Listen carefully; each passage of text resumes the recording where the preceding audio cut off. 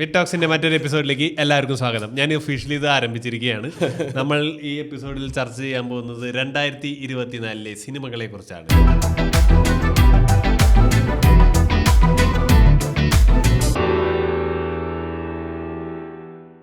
അതിന് സബ്സ്ക്രൈബ് മാനേജറെ.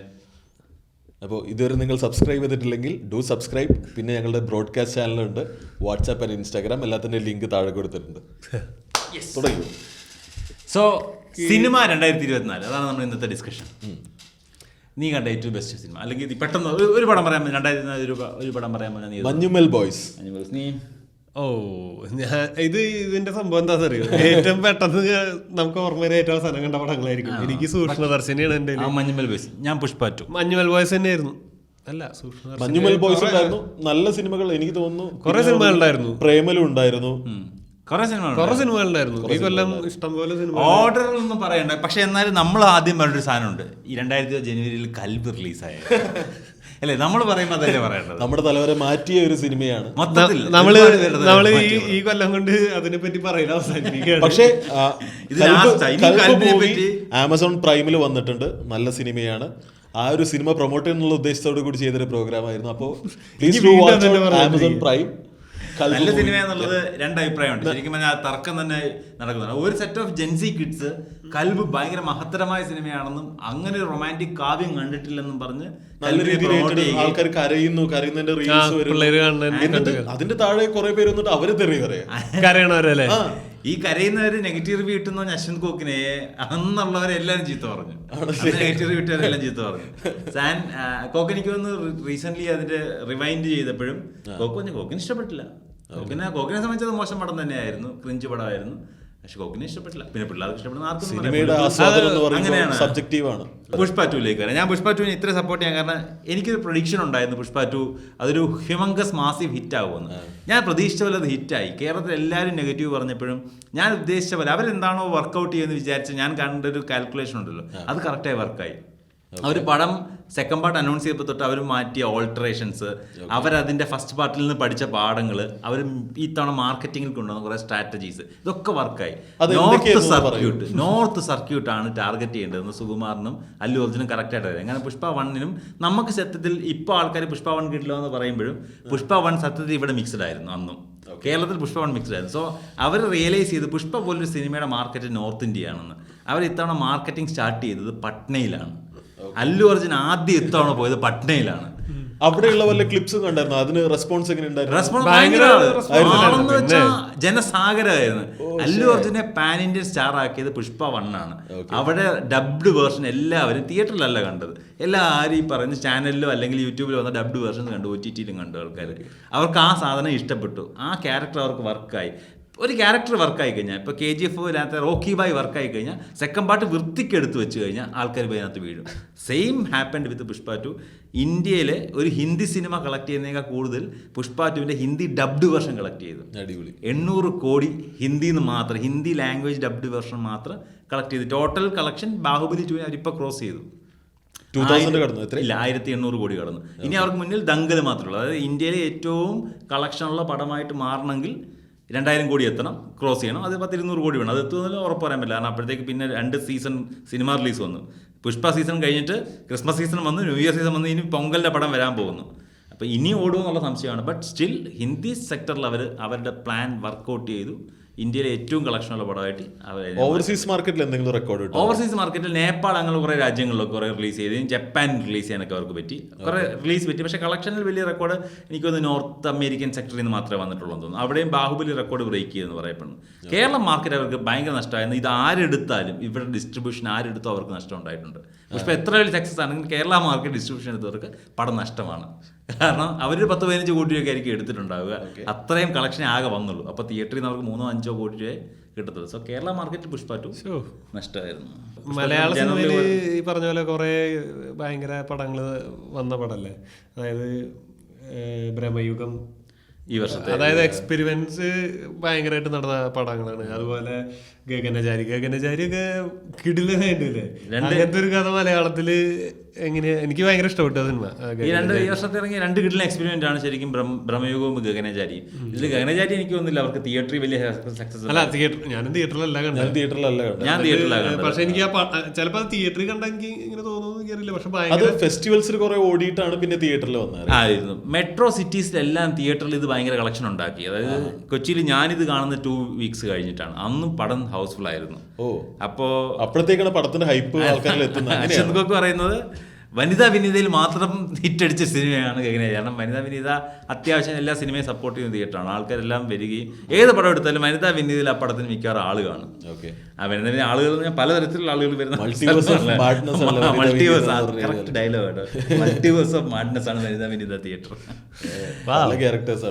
കൊള്ളാം, നല്ലൊരു സാധനമായിരുന്നു നമ്മുടെ മാനേജർ ഇട്ടത്. അതെ, സിനിമയുടെ പേരത്. ഹോളിവുഡിൽ മൾട്ടിവേഴ്സിന്റെ കുറെ പടങ്ങൾ വരുമല്ലോ. സോ അങ്ങനെ പറയുകയാണെങ്കിൽ ഡെഡ്പൂൾ ആൻഡ് വോൾവറിൻ ഈ വർഷത്തെ വൻകിടിലൻ തിയേറ്റർ എക്സ്പീരിയൻസ് ആയിരുന്നു ഹോളിവുഡിലെ.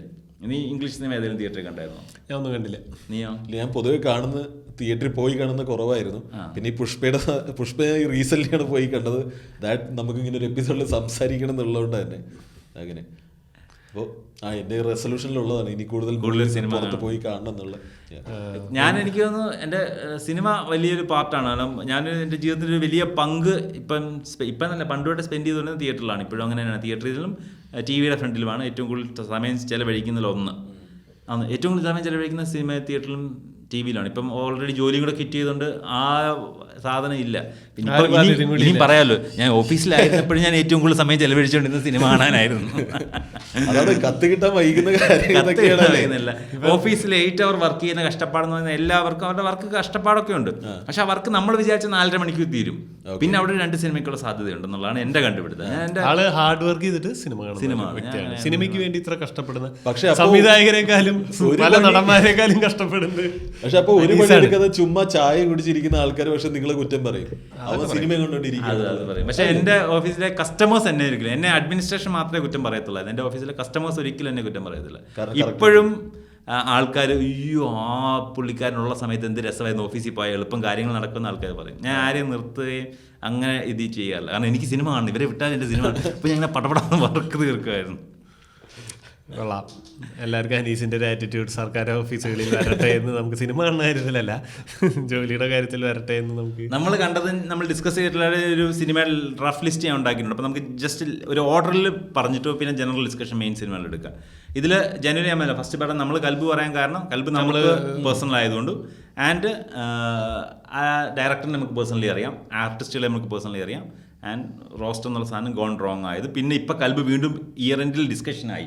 സോ കൽബ് എന്തായാലും 2024 ഡിസ്കസ് ചെയ്യേണ്ട ഒരു സിനിമയാണ്. നല്ല രീതിക്ക് പോകുന്നുണ്ട്. ആൻഡ് ആട്ടം നാഷണൽ അവാർഡിന് പോവുകയും നാഷണൽ അവാർഡ് കിട്ടുകയും ചെയ്ത സിനിമയാണ്. ആൻഡ് ഭയങ്കര ബ്രില്യൻറ്റ് എക്സിക്യൂഷനും ബ്രില്യൻറ്റ് റൈറ്റിംഗും ഉള്ള സിനിമയ്ക്കകത്ത് സിനിമ കാവ്യമായി കാണുന്നതിൻ്റെ അപ്പുറത്തേക്ക് റൈറ്റിങ്ങിന്റെ പവർ എന്താണെന്ന് ഇതല്ലേ വിനയ് ഫോൺ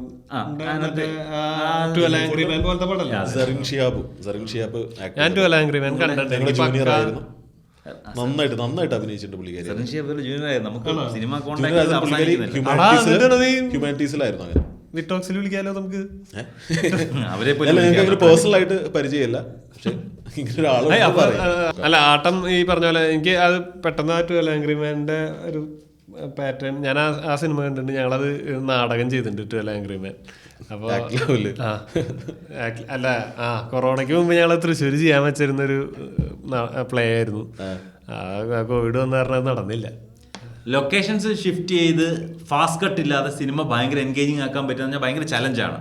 ആ ചലഞ്ച് എടുക്കുന്ന സിനിമയാണ് ഇപ്പോൾ നമ്മൾ all we imagine as light നമ്മൾ ഇന്ന് രാവിലെ കണ്ടല്ലോ. അതെ, ശരിക്കും 2020 ഡിസ്കസ് ചെയ്യേണ്ട മറ്റൊരു പടം, നമുക്ക് ആർക്കും ഇഷ്ടപ്പെട്ടില്ലെങ്കിലും. ക്യാൻസൽ ഒരു പടം 37 വർഷങ്ങൾക്ക് ശേഷം പോവുക എന്ന് പറയുന്നത് എനിക്ക് തോന്നുന്നു ഷാജിൻ കരുണിന്റെ സോം എന്ന പടമാണ് ഇതിനു മുന്നേ ക്യാൻസിൽ നമ്മൾ പോകുന്നത്. നമുക്ക് അവാർഡൊന്നും കിട്ടിയില്ല. പക്ഷെ ഇത് പോയി ഗ്രാൻഡ് പ്രീ അടിച്ച് തിരിച്ചു വരുമ്പോൾ അത് സംഭവമാണ്. ഡിസ്കസ് ചെയ്യപ്പെടേണ്ട മേഖലകളിൽ സിനിമാ മേഖലയിൽ ഭയങ്കര സംഭവമാണിത്. പക്ഷേ എന്തോ ഒരു കൊമേഴ്ഷ്യൽ സിനിമ ആസ്വാദകരെ സംബന്ധിച്ച് all we imagine as light ഒന്നും ഒരിക്കലും എന്റർടൈനിങ് ആവില്ല. എന്റർടൈനിങ് അല്ല, അവർക്ക് കണ്ടോണ്ടിരിക്കാൻ പറ്റില്ല. ഭയങ്കര സ്ലോ പേസ് പടമല്ലേ. എനിക്കും അങ്ങനത്തെ സ്ലോ പേസ് പടം ഇഷ്ടമല്ല. അപ്പം ഈ ഞാൻ നമ്മൾ പറയാൻ കാരണം ഈ സ്ലോ പേസ് പടം, ഞാൻ ഇതിന്റെ ഒരു കോൺട്രാസ്റ്റ് വന്നത് എങ്ങനെയാന്ന് വെച്ച് കഴിഞ്ഞാൽ, ഞാൻ ഇന്നലെ ഇന്നലെ രാത്രി കണ്ട പടം റൈഫിൾ ക്ലബ്ബാ. റൈഫിൾ ക്ലബ്ബിൽ 2 മണിക്കൂർ എങ്ങനെ പോയത് എനിക്കറിയില്ല. ഫസ്റ്റ് ഹാഫ് ഇന്റർവെൽ ആയോ എന്നാണ് ഞാൻ ചിന്തിക്കുന്നത്. അത് കഴിഞ്ഞ് നമ്മൾ അവിടുന്ന് സിനിമ കണ്ടു കഴിഞ്ഞ് വന്നിട്ട് രാത്രി ഇരുന്നിട്ട് ഓൾ വി ഇമാജിനേഴ്സ് ലൈറ്റ് കാണാണ്. അതിന്റെ പേസ് എന്ന് പറയുന്നത് ഭയങ്കര നേരെ ഇതല്ല. പക്ഷെ എനിക്ക് ഫെസ്റ്റിവലിന് പോയിട്ട് പടം കാണുന്നത് ഭയങ്കര ഇഷ്ടമുള്ളൊരു സംഭവമായിരുന്നു. ഞാൻ കോളേജിലൊക്കെ പഠിക്കുമ്പോൾ ഈ തൃശ്ശൂർ നടക്കുന്ന ഫെസ്റ്റിവല് ക്രൗഡ് മാത്രമല്ല, അവിടെ പറഞ്ഞ പടത്തിന് ഇങ്ങനത്തെ ഒരു പേസ് ഉണ്ട്. അതിന് ബാക്ക്ഗ്രൗണ്ട് സ്കോറുകളുടെ വലിയ ഇതൊന്നും ഇല്ലാണ്ട് പോണ കുറച്ച് ലൈഫാണ് കാണിക്കുന്നത് ആ പടങ്ങളിൽ കംപ്ലീറ്റ്. എനിക്ക് അങ്ങനത്തെ പടങ്ങളോട് താല്പര്യമുണ്ട്, അതുള്ള കാര്യം തന്നെയാണ്. അപ്പൊ എനിക്ക് മജീദിയുടെ പടങ്ങളൊക്കെ ഇഷ്ടമുള്ള ആളാണ്. അപ്പോൾ അപ്പൊ അതുപോലെയൊക്കെ തന്നെ ഒരു പേസ് ആണ് ഇതിനുള്ളത്. പക്ഷെ എന്നിട്ട് എനിക്ക് അത്ര ഇഷ്ടപ്പെട്ടില്ല പടം. ഈ മജീദിയൊക്കെ ഉണ്ടെങ്കിൽ നമുക്ക് ഇന്ന് ഇഷ്ടം ഷാജി കൈലാസിനൊക്കെ തന്നെയായിരുന്നു. അതുകൊണ്ട് പിന്നെ ഞാൻ ആ ഫാസ്റ്റ് കട്ട് സിനിമകളുടെയും കൊമേഴ്ഷ്യൽ എന്റർടൈനറുടെ ആളാണ്. അല്ലെ, ഈ പറഞ്ഞത് ഇങ്ങനെ ഫാസ്റ്റ് കട്ട് ഇല്ലാതെ, ലൊക്കേഷൻസ് വലിയ ഷിഫ്റ്റ് ഇല്ലാതെ ഒരേ സ്ഥലത്ത് നടക്കുന്ന ഹാപ്പനിങ്സിനെയും അവരുടെ ഡയലോഗിനെയിലേക്ക് നമ്മളെ വലിച്ചിഴക്കാൻ പറ്റുക എന്ന് പറയുന്നത് ഭയങ്കര കഴിവാണ്. അതായത് കൊമേഴ്ഷ്യൽ പ്രേക്ഷകനെ കൂടെ പിടിച്ചിരുന്ന സിനിമയാണ് ആട്ടം എന്ന് പറഞ്ഞ സിനിമ. അപ്പോൾ അവിടെയാണ് ആട്ടം വ്യത്യസ്തമാകുന്നത്. ജാനുവരിയിൽ സ്റ്റാർട്ടിങ്ങിൽ തന്നെ അവരൊരു ഭയങ്കര ഡിഫറൻറ്റ് സിനിമ, എല്ലാവർക്കും ഇഷ്ടപ്പെട്ട പടം. നമ്മൾ ഈ ഓൾ വി ഇമാജിനേഴ്സ് ലൈറ്റിൻ്റെ ഈ തീം പറഞ്ഞല്ലോ, ഇതേ സെയിം സാധനമാണ് ജനുവരിയിൽ ഒരു പരീക്ഷണം നടന്നതും പൊട്ടിപ്പോയതും മലൈക്കോട്ട വാലിബൻ. ഭയങ്കര റിച്ച് ആയിട്ടുള്ള ഫ്രെയിംസിൽ ഭയങ്കര സ്ലോ പേസിൽ പോകുന്നൊരു പടം, ലോങ് ആംഗിളുകളിലുള്ള കുറെ നേരം നീണ്ടു നിൽക്കുന്ന. ശരിക്കും എനിക്ക് ആ പടം ഞാൻ OTT നമ്മളെ കണ്ടെന്നുണ്ടെങ്കിൽ എനിക്ക് ആ പടം അത്ര ഇതായാലും എനിക്കത് ശരിക്കും തിയേറ്ററിൽ കണ്ടതായിരുന്നു എന്ന് തോന്നി. അത് ഭയങ്കര രസമുള്ള, വിഷ്വലി ഭയങ്കര രസമുള്ള പടല്ലേ. ഞാനും ഇങ്ങനത്തെ വലിയൊരു ഫ്രെയിം ഇങ്ങനെ വെച്ച് ഞങ്ങള് പടത്തിന് പോയി. ഞാൻ ഇടയ്ക്ക് ഉറങ്ങിയത്. പക്ഷെ അത് എനിക്ക് കുറച്ച് തളർച്ച ഉണ്ടായിരുന്നു കേട്ടോ. അതല്ല, അത് തെറ്റ് പറയാൻ പറ്റില്ല. അത് ഞാൻ തിയേറ്റർ ആദ്യം കുലുങ്ങുന്നതിൽ പ്രതീക്ഷിച്ചിരിക്കുന്നു. ഇപ്പൊ കുലുങ്ങുന്ന പറഞ്ഞിരിക്കുന്നു. റോങ് മാർക്കറ്റിംഗ് ഒരു പ്രശ്നമായിരുന്നു. കുലുങ്ങിരുന്ന് ഞാൻ ചിലപ്പോൾ എണീറ്റു, എനിക്കറിയില്ല. ഇത് മനുഷ്യൻ ശരിക്കും സിനിമ കാണാൻ മെജോറിറ്റി ആൾക്കാർ തിയേറ്ററിൽ പോകുന്നത് അവരുടെ സ്ലോ പേസ് ലൈഫിൽ നിന്ന് കുറച്ച് സമയത്തേക്ക് അവർക്ക് എന്തെങ്കിലും ഒരു ഇതിലേക്ക് കളത്തരത്തിലേക്ക് ഊളി കിട്ടുന്ന, നമുക്കൊന്നും എന്തെങ്കിലും മേക്ക് ബിലീഫ്, ലാലേട്ടൻ പറയുന്നില്ല, എന്തെങ്കിലും മേക്ക് ബിലീഫിലേക്കൊക്കെ വന്നിട്ട് സന്തോഷിക്കാൻ വേണ്ടിയാണ്. അപ്പം സിനിമ വേറൊരു രീതിയിൽ കാണുന്ന ആൾക്കാരുണ്ട്, അവർക്ക് കറക്റ്റ് ആയിരിക്കും ഈ പടങ്ങളൊക്കെ. ഓൾ വി ഇമാജിനോ അല്ലെ മലൈക്കോട്ടയൊക്കെ അവർക്ക് ഈ പറഞ്ഞ വിഷ്വൽ ഭയങ്കര രസമുള്ള വിഷ്വൽസ് ആണ്. അങ്ങനെയുള്ള വിഷ്വൽസ് നമ്മൾ സിനിമയിൽ റീസെൻ്റ്ലി കണ്ടിട്ടേ ഇല്ല. പക്ഷെ ആൾക്കാർക്ക് കുറച്ചുകൂടെ വേറെ എന്തെങ്കിലുമൊക്കെ വേണം സിനിമയ്ക്ക്. കാരണം അവർ സിനിമയ്ക്ക് പോകുന്നത് പലരുടെ പല രീതിയിലാണ്. ഇപ്പൊ ഞാനാണെന്നുണ്ടെങ്കിൽ ഐ ട്രൈ ടു ആ ഒരു യൂണിവേഴ്സിൽ ഒന്ന് ഇറങ്ങി വന്നിട്ട് ഇതിനെ കാണുമ്പോൾ അങ്ങനെയാണ് എന്റെ ഒരു പ്രോസസ്. അങ്ങനെയാണ് ഇവന് ഈ പറഞ്ഞ രീതിയിലാണ്. അനീസിന് ഈ പറഞ്ഞ പോലെ ലാർജർ ദാൻ ലൈഫ് പടങ്ങളാണ് കൂടുതൽ ഇഷ്ടം. എനിക്ക് അങ്ങനെ ഇല്ല. എനിക്ക് അങ്ങനെ ഇല്ല എന്നല്ല, എനിക്ക് വല്ലാണ്ട് ഇതായിട്ടുള്ള പടങ്ങളോട് വലിയ താല്പര്യമില്ല. വലിയ ആക്ഷൻ പടങ്ങൾ എനിക്ക് അത്ര താല്പര്യമുള്ള സാധനമല്ല. ഇത്തരണത്തിൽ വിക്രം കണ്ടോണ്ടിരുന്ന് ഉറങ്ങിയ ജോൺ ജോയെ നമ്മൾ ഞാൻ മാഡ് മാക്സ് കണ്ടിട്ട് ഉറങ്ങിയിട്ടുണ്ട്. പഴയ മാഡ് മാക്സ്, മറ്റേ ടോം ഹാർഡിയുടെ ഈ പുതിയ ഫ്യൂരിയസ് ടോം ഹാർഡിയുടെ മാഡ് മാക്സ്. ഓക്കെ, മനസ്സിലായി. ഓക്കെ, അപ്പം ആൻഡ് ജനുവരിയിൽ ഓസ്ലർ ഡിസ്കസ് ചെയ്യപ്പെട്ട പടമായിരുന്നു. ഓസ്ലർ ഡിസ്കസ് ചെയ്യപ്പെട്ട പടം. പക്ഷേ എനിക്ക് ആ ഒരു ഹൈപ്പിനനുസരിച്ചില്ല, പടം ഹൈപ്പിനനുസരിച്ചുള്ള ഇല്ല. സ്റ്റിൽ അതിനകത്ത് മമ്മൂട്ടിയുടെ ക്യാമിയോ ഇങ്ങനെ കുറെ സ്ഥലത്ത് ഇങ്ങനെ കണക്ട് ചെയ്ത് ഹേന്ന് പറഞ്ഞ ഒരിടത്തും കൊണ്ട് നിർത്തി ആരും. മിഥുൻ മാനുവൽ തോമസിന്റെ ഗിമിക്സ് ആൻഡ് മമ്മൂട്ടിയുടെ ക്യാമിയോ വർക്ക് ബിഫോർ ദാറ്റ്, അത് മാത്രമേ പറയാൻ പറ്റുള്ളൂ. ആൻഡ് ജയറാമേട്ടന് ഒത്തിരി നാൾ കൂടി ഒരു തിയേറ്റർ സക്സസ് പറയാൻ പറ്റില്ല. മലയാളത്തിൽ അത് പുള്ളി എന്തോരം പടത്തിൽ അഭിനയിക്കുന്നത്. ഈ റീസെന്റ് ജനുവരിയിൽ 2025 പുള്ളിക്ക് ഒരു ലൈനപ്പ് ഉണ്ട് അതർ ലാംഗ്വേജിൽ. പുള്ളി അത്യാവശ്യം നല്ല റോൾ ചെയ്യുന്നുണ്ട്.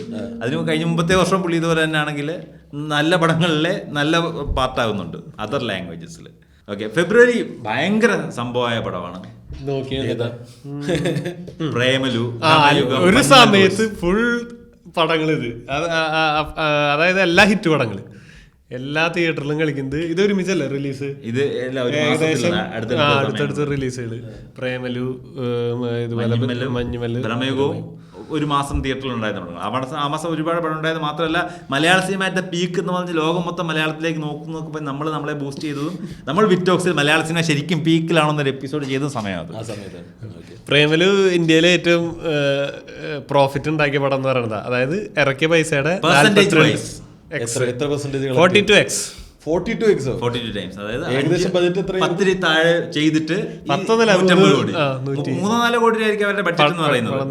കാരണം സ്റ്റാർ കാസ്റ്റ് ഇല്ല ഈ പടങ്ങളുടെ എല്ലാ ഇപ്പൊ പറയുന്ന നമ്മൾ ഈ പറയുന്ന എല്ലാ സിനിമകളുടെയും പ്രശ്നം. അതായത് പുഷ്പ 2ന്റെ ബഡ്ജറ്റ് എന്ന് പറയുന്നത് 500 crores റഫ്ലി ആണ്. 200 ചില്ലാനും കോടി രൂപയാണ്. അതായത് 200 to 300 ആണ് പുഷ്പ അല്ലുവിന്റെ റെമ്യൂണറേഷൻ. അത് 200 ആണോ 250 ആണോ 300 ആണോ കൺഫേം അല്ല. അപ്പോൾ അവർ പറയുന്ന ബഡ്ജറ്റിൽ അവർ ഈ നായകൻ്റെ കൂടെ ചേർത്ത് എഴുതുന്നത്. ചിലപ്പോൾ റൈറ്റ്സ് ആയിരിക്കും, അല്ലെങ്കിൽ പ്രൊഡക്ഷൻ ഷെയർ ഒക്കെ ആയിരിക്കും. പക്ഷെ അവർ എഴുതുമ്പോൾ ബഡ്ജറ്റിൽ എഴുതുന്നത് ഇത്ര പുള്ളിയുടെ ആണെന്നാണ്. അവിടെയാണ് ഈ പ്രേമലു പോലെ ചെറിയ പടങ്ങളുടെ അഡ്വാൻറ്റേജ്. അവർക്ക് സ്റ്റാർ കാസ്റ്റിന് അത്രയും പൈസ ചിലവാകുന്നില്ല. 5 കോടി രൂപ താഴെ ഒരു പടം ചെയ്ത് കഴിഞ്ഞാൽ, 5 കോടി രൂപയ്ക്ക് പടം ചെയ്ത് കഴിഞ്ഞാൽ 150 കോടി ക്രോസ് ചെയ്യുമ്പോഴത്തേക്ക് 50-40 ടൈംസ് ഒക്കെ ലാഭമാണ്. സോ ഏറ്റവും കേരളത്തിൽ സ്കെയിൽ എത്രയാ മൊത്തം 206 സിനിമകൾ ഇറങ്ങി. അതിൽ 24 ഇറങ്ങി. അതിൽ 26 കൊമേഴ്ഷ്യലി സക്സസ്ഫുൾ. 700 കോടി നഷ്ടം ഇൻഡസ്ട്രിയുടെ. കാരണം ഈ പറയുന്ന ബാക്കിയുള്ള സിനിമകൾക്കകത്ത് 1-2 കോടി വെച്ച് പോയപ്പോൾ എത്ര നഷ്ടം വരുന്നു? 150 പടങ്ങൾ നഷ്ടത്തിലായി. അപ്പൊ അതിൽ പ്രൊഡ്യൂസേഴ്സ് അസോസിയേഷൻ പറയുന്നത് ഇതുപോലെ താരങ്ങൾ പ്രതിഫലം കുറയ്ക്കണം.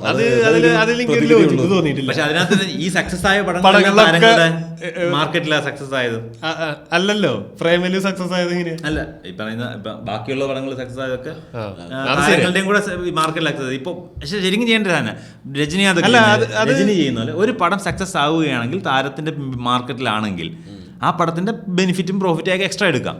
ഇനി അത് ഫ്ലോപ്പ് ആയെങ്കിൽ അതിന്റെ ഉത്തരവാദിത്തങ്ങൾ എടുക്കണം. രജനി പൈസ ഡിസ്ട്രിബ്യൂട്ടേഴ്സിന് പൈസ സെറ്റിൽ ചെയ്യാറുണ്ട്. അപ്പം അതുപോലെ ചെയ്യണം. ഇപ്പം പുഷ്പയ്ക്ക് മാർക്കറ്റ് കിട്ടില്ലേ അല്ലു അർജുൻ പൈസ തിരിച്ചു കൊടുക്കണം. കാരണം അത്രയും പൈസ പുള്ളിയാണല്ലോ വാങ്ങിച്ചത്. അല്ല കേരളത്തിൽ താന്നു പോയെങ്കിലും മൊത്തത്തിൽ എനിക്ക് കേരളത്തിൽ മറ്റേ കോൺഗ്രസ് പുള്ളി തിരിഞ്ഞ കോൺഗ്രസ് ആണല്ലോ. ഓ ശരി, ഇതായിട്ടെ അതിന്റെ പ്രശ്നം. നീ എന്താ പറയാമെന്ന്? അല്ല ഈ അതും താരങ്ങൾ പ്രതിഫലം കൂട്ടണം കുറയ്ക്കണം എന്നൊക്കെ പറയണേല് അതിനൊരു ലോജിക്കുള്ള പോലെ എനിക്ക് തോന്നല്ലേ. ഇപ്പോൾ അത് ബ്രില്യൻ്റ് ആയിട്ട് എക്സിക്യൂട്ട് ചെയ്തുകൊണ്ടാണല്ലോ ഈ പടങ്ങൾ വിജയിച്ചത്. അതായത് ഇപ്പൊ പ്രേമലു എന്ന് പറയണത് അത്ര ആരും പ്രതിഫലം മേടിക്കുന്ന ആർട്ടിസ്റ്റ് ഇല്ലാണ്ട് ഒരു പടം ചെയ്യാൻ പറ്റുന്നുണ്ട്. പ്രൊഡ്യൂസേഴ്സിന് സ്ക്രിപ്റ്റ് സെലക്ട് ചെയ്യുമ്പോൾ ആ ബഡ്ജറ്റ് അഫോർഡ് ചെയ്യാൻ പറ്റാത്തവർക്ക് അങ്ങനെ സ്ക്രിപ്റ്റ് സെലക്ട് ചെയ്ത് ചെയ്തൂടെ. അല്ലാണ്ട് ഇവര് വരണമെങ്കിൽ ഇത്ര റേറ്റ് വേണം. അത് ഇവർക്ക് മാർക്കറ്റ് വാല്യൂ ഉള്ളത് കൊണ്ടാണല്ലോ. ഇവരുടെ ഒരു പടം എന്ന് പറഞ്ഞാൽ കഴിഞ്ഞാൽ മിനിമം സിനിമ ഓൺ ആവുന്ന ഒരു പ്രോസസ് എങ്ങനെയാണ്? ആദ്യം ഇയാളുടെ ഡേറ്റ് എടുത്തിട്ട് പിന്നെ ഒരു സ്ക്രിപ്റ്റ് ഫൈനലൈസ് അങ്ങനെ അതിനൊരു പറഞ്ഞ ഒരു ഇതുമില്ല. അതായത് അതിനൊരു പാറ്റേണോ ഒരു പ്രഖ്യാപിത ഇതൊന്നുമില്ല, ലിഖിതമായതോ ഒന്നുമില്ല. കാരണം ചില സമയത്ത് പറയും ലാലേട്ടനൊക്കെ ചില സമയത്ത് മോനേടാ അതിന്റെ ഡേറ്റ് ഫ്രീ ഉണ്ട് കേട്ടോ, നീ വേണമെങ്കിൽ പടം ചെയ്ത അങ്ങനെയൊക്കെ പറയാം. പിന്നെ ആൾക്കാർ ടൈലർ മെയ്ഡ് സാധനം കൊണ്ടുവരും ലാലേട്ടന് വേണ്ടി സാധനം. പിന്നെ വേറെ സാധനം വരും, ലാലേട്ടന് തുടങ്ങി ഇങ്ങനെ താഴേക്ക് ഇറങ്ങി വന്നിട്ട് അവസാനം ഉണ്ണിമു മാർക്കോയുടെ സ്ക്രിപ്റ്റ് ശരിക്കും മാർക്കോയ്ക്ക് വേണ്ടി എഴുതിയതാണ്. പക്ഷെ നോർമലി ഞാൻ പറഞ്ഞ ഒരു നായകനെ മനസ്സിൽ കണ്ട് എഴുതുന്നത് ആൾക്കാർ ആദ്യം പിച്ച് ചെയ്യും. ദുൽഖർ സൽമാൻ പിച്ച് ചെയ്യും, ടോവിനോയ്ക്ക് പിച്ച് ചെയ്യും, ആസിഫ് അലിക്ക് പിച്ച് ചെയ്യും. നീ പിച്ച് ചെയ്യാന്ന് പറയുന്നത് പിച്ച് ചെയ്യാന്നാ ഞാൻ കേൾക്കണത്. അവരുടെ അടുത്ത് എല്ലാം കഥ പറഞ്ഞ് അവർക്ക് ഓക്കെ ആവാതെ വരുമ്പോൾ ചിലപ്പോൾ സ്റ്റാർ ചെയ്യും. ഇപ്പം അങ്ങനെ സിനിമകൾ നടക്കും. സിനിമകൾ പല രീതിയിലാണ് നടക്കുന്നത്. ഈ ഫെബ്രുവരി നമ്മൾ ഈ പറഞ്ഞ ഏറ്റവും വലിയ മാജിക് എന്താണെന്ന് വെച്ചാൽ ആ പടങ്ങളൊന്നും വലിയ സ്റ്റാർസിൻ്റെയോ അല്ലെങ്കിൽ വലിയ ബാനേഴ്സിൻ്റെയോ ഒന്നും പടങ്ങളല്ല. പ്രേമലു പുതുമുഖ, അതായത് comparatively youth director, Manjummel boys youth ഡയറക്ടറാണ്, 2 പടം മാത്രം ചെയ്തത്. എനിക്ക് തോന്നുന്നത് ഇതിന്റെ ബാക്ക് ചെയ്യുന്ന ആൾക്കാരാണ് ഇതിന്റെ മെയിൻ ആവേണ്ടത്. അതായത് പ്രേമലുവിന്റെ പ്രൊഡക്ഷൻ ഹൗസ് ഇവരാണ്, ഭാവന സ്റ്റുഡിയോസിന്റെയാണ്. മഞ്ഞുമൽ ബോയ്സ് അതുപോലെ തന്നെയാണ്, സൗബിൻ ശേഖറാണല്ലോ ബാക്കപ്പ് ചെയ്യുന്നത്. അപ്പൊ എനിക്ക് തോന്നുന്നത് ഇവരെ ഏറ്റവും സെലക്ട് ചെയ്യേണ്ടത് ഇങ്ങനത്തെ ആൾക്കാർ. അതായത് നമ്മളൊരു പടം എടുത്തു കഴിഞ്ഞാൽ ഏറ്റവും കൂടുതൽ തിയേറ്റർ കിട്ടാൻ സാധ്യതയുള്ള ആൾക്കാർ അല്ലേ. പ്രൊഡക്ഷൻ ടീം നല്ല സിനിമയാണെന്നുണ്ടെങ്കിൽ അതിന് തിയേറ്റർ വരും. ഇല്ലടാ ഇപ്പൊ പല്ലുട്ടി എന്ന് പറഞ്ഞ ഒരു പടം കഴിഞ്ഞ ഭയങ്കര എല്ലാവരും അടിപൊളി പടം, എല്ലാം നല്ല സിനിമയാന്നൊക്കെ പറഞ്ഞിട്ടുള്ള സിനിമ. അതിനങ്ങനത്തെ ഒരു അല്ല, അത് പക്ഷെ അത് കൊമേഴ്ഷ്യൽ സിനിമ തന്നെ. നിങ്ങൾ കണ്ടോ? ഞാൻ കണ്ടു. കൊമേഴ്ഷ്യൽ നല്ല സിനിമയാണ്. 90s ഒരു റിവൈൻഡ്. അല്ലടാ എല്ലാരും ഭയങ്കര റിവ്യൂ ആണ് ആ പടത്തിന്. അശ്വന്ത് ഗോകിന്റെയും എല്ലാവരുടെയും റിവ്യൂ ഭയങ്കരമാണ്. പക്ഷെ എന്താ അതിന് തിയേറ്റർ കിട്ടാത്ത? അഥവാ നല്ല പടമുണ്ട്, നല്ല റിവ്യൂ ഉണ്ടെങ്കിൽ ഒരു പടം വിജയിക്കണമെന്നൊന്നുമില്ല. നമ്മൾ കുറെ എക്സാമ്പിൾ ചെയ്യും. ആട്ടം തിയേറ്ററിൽ വലിയ ഹിറ്റ് ഒന്നും, കുറെ സ്ക്രീൻ അവിടെ കിട്ടും. മെട്രോ സിറ്റീസിൽ ഓടുക. ഗനകാരി, ആട്ടം, പല്ലോട്ടിയൊക്കെ അങ്ങനെ തന്നെയാണ്, നല്ല സിനിമകളാണ്. പക്ഷെ ഇനിയിപ്പോൾ OTT പല്ലോട്ടി വന്നിട്ടുണ്ട്. അപ്പോൾ ഇപ്പൊ ആൾക്കാർ കണ്ടിട്ട് നല്ലത് പറയും. ഇനി അതിന്റെ ഇതുകൾ ഇറങ്ങും. അങ്ങനെയൊക്കെ അന്ന് തിയേറ്റർ കിട്ടാതെ എന്താ കാര്യം, പ്രൊഡ്യൂസറിന്റെ കാശ് പോയി.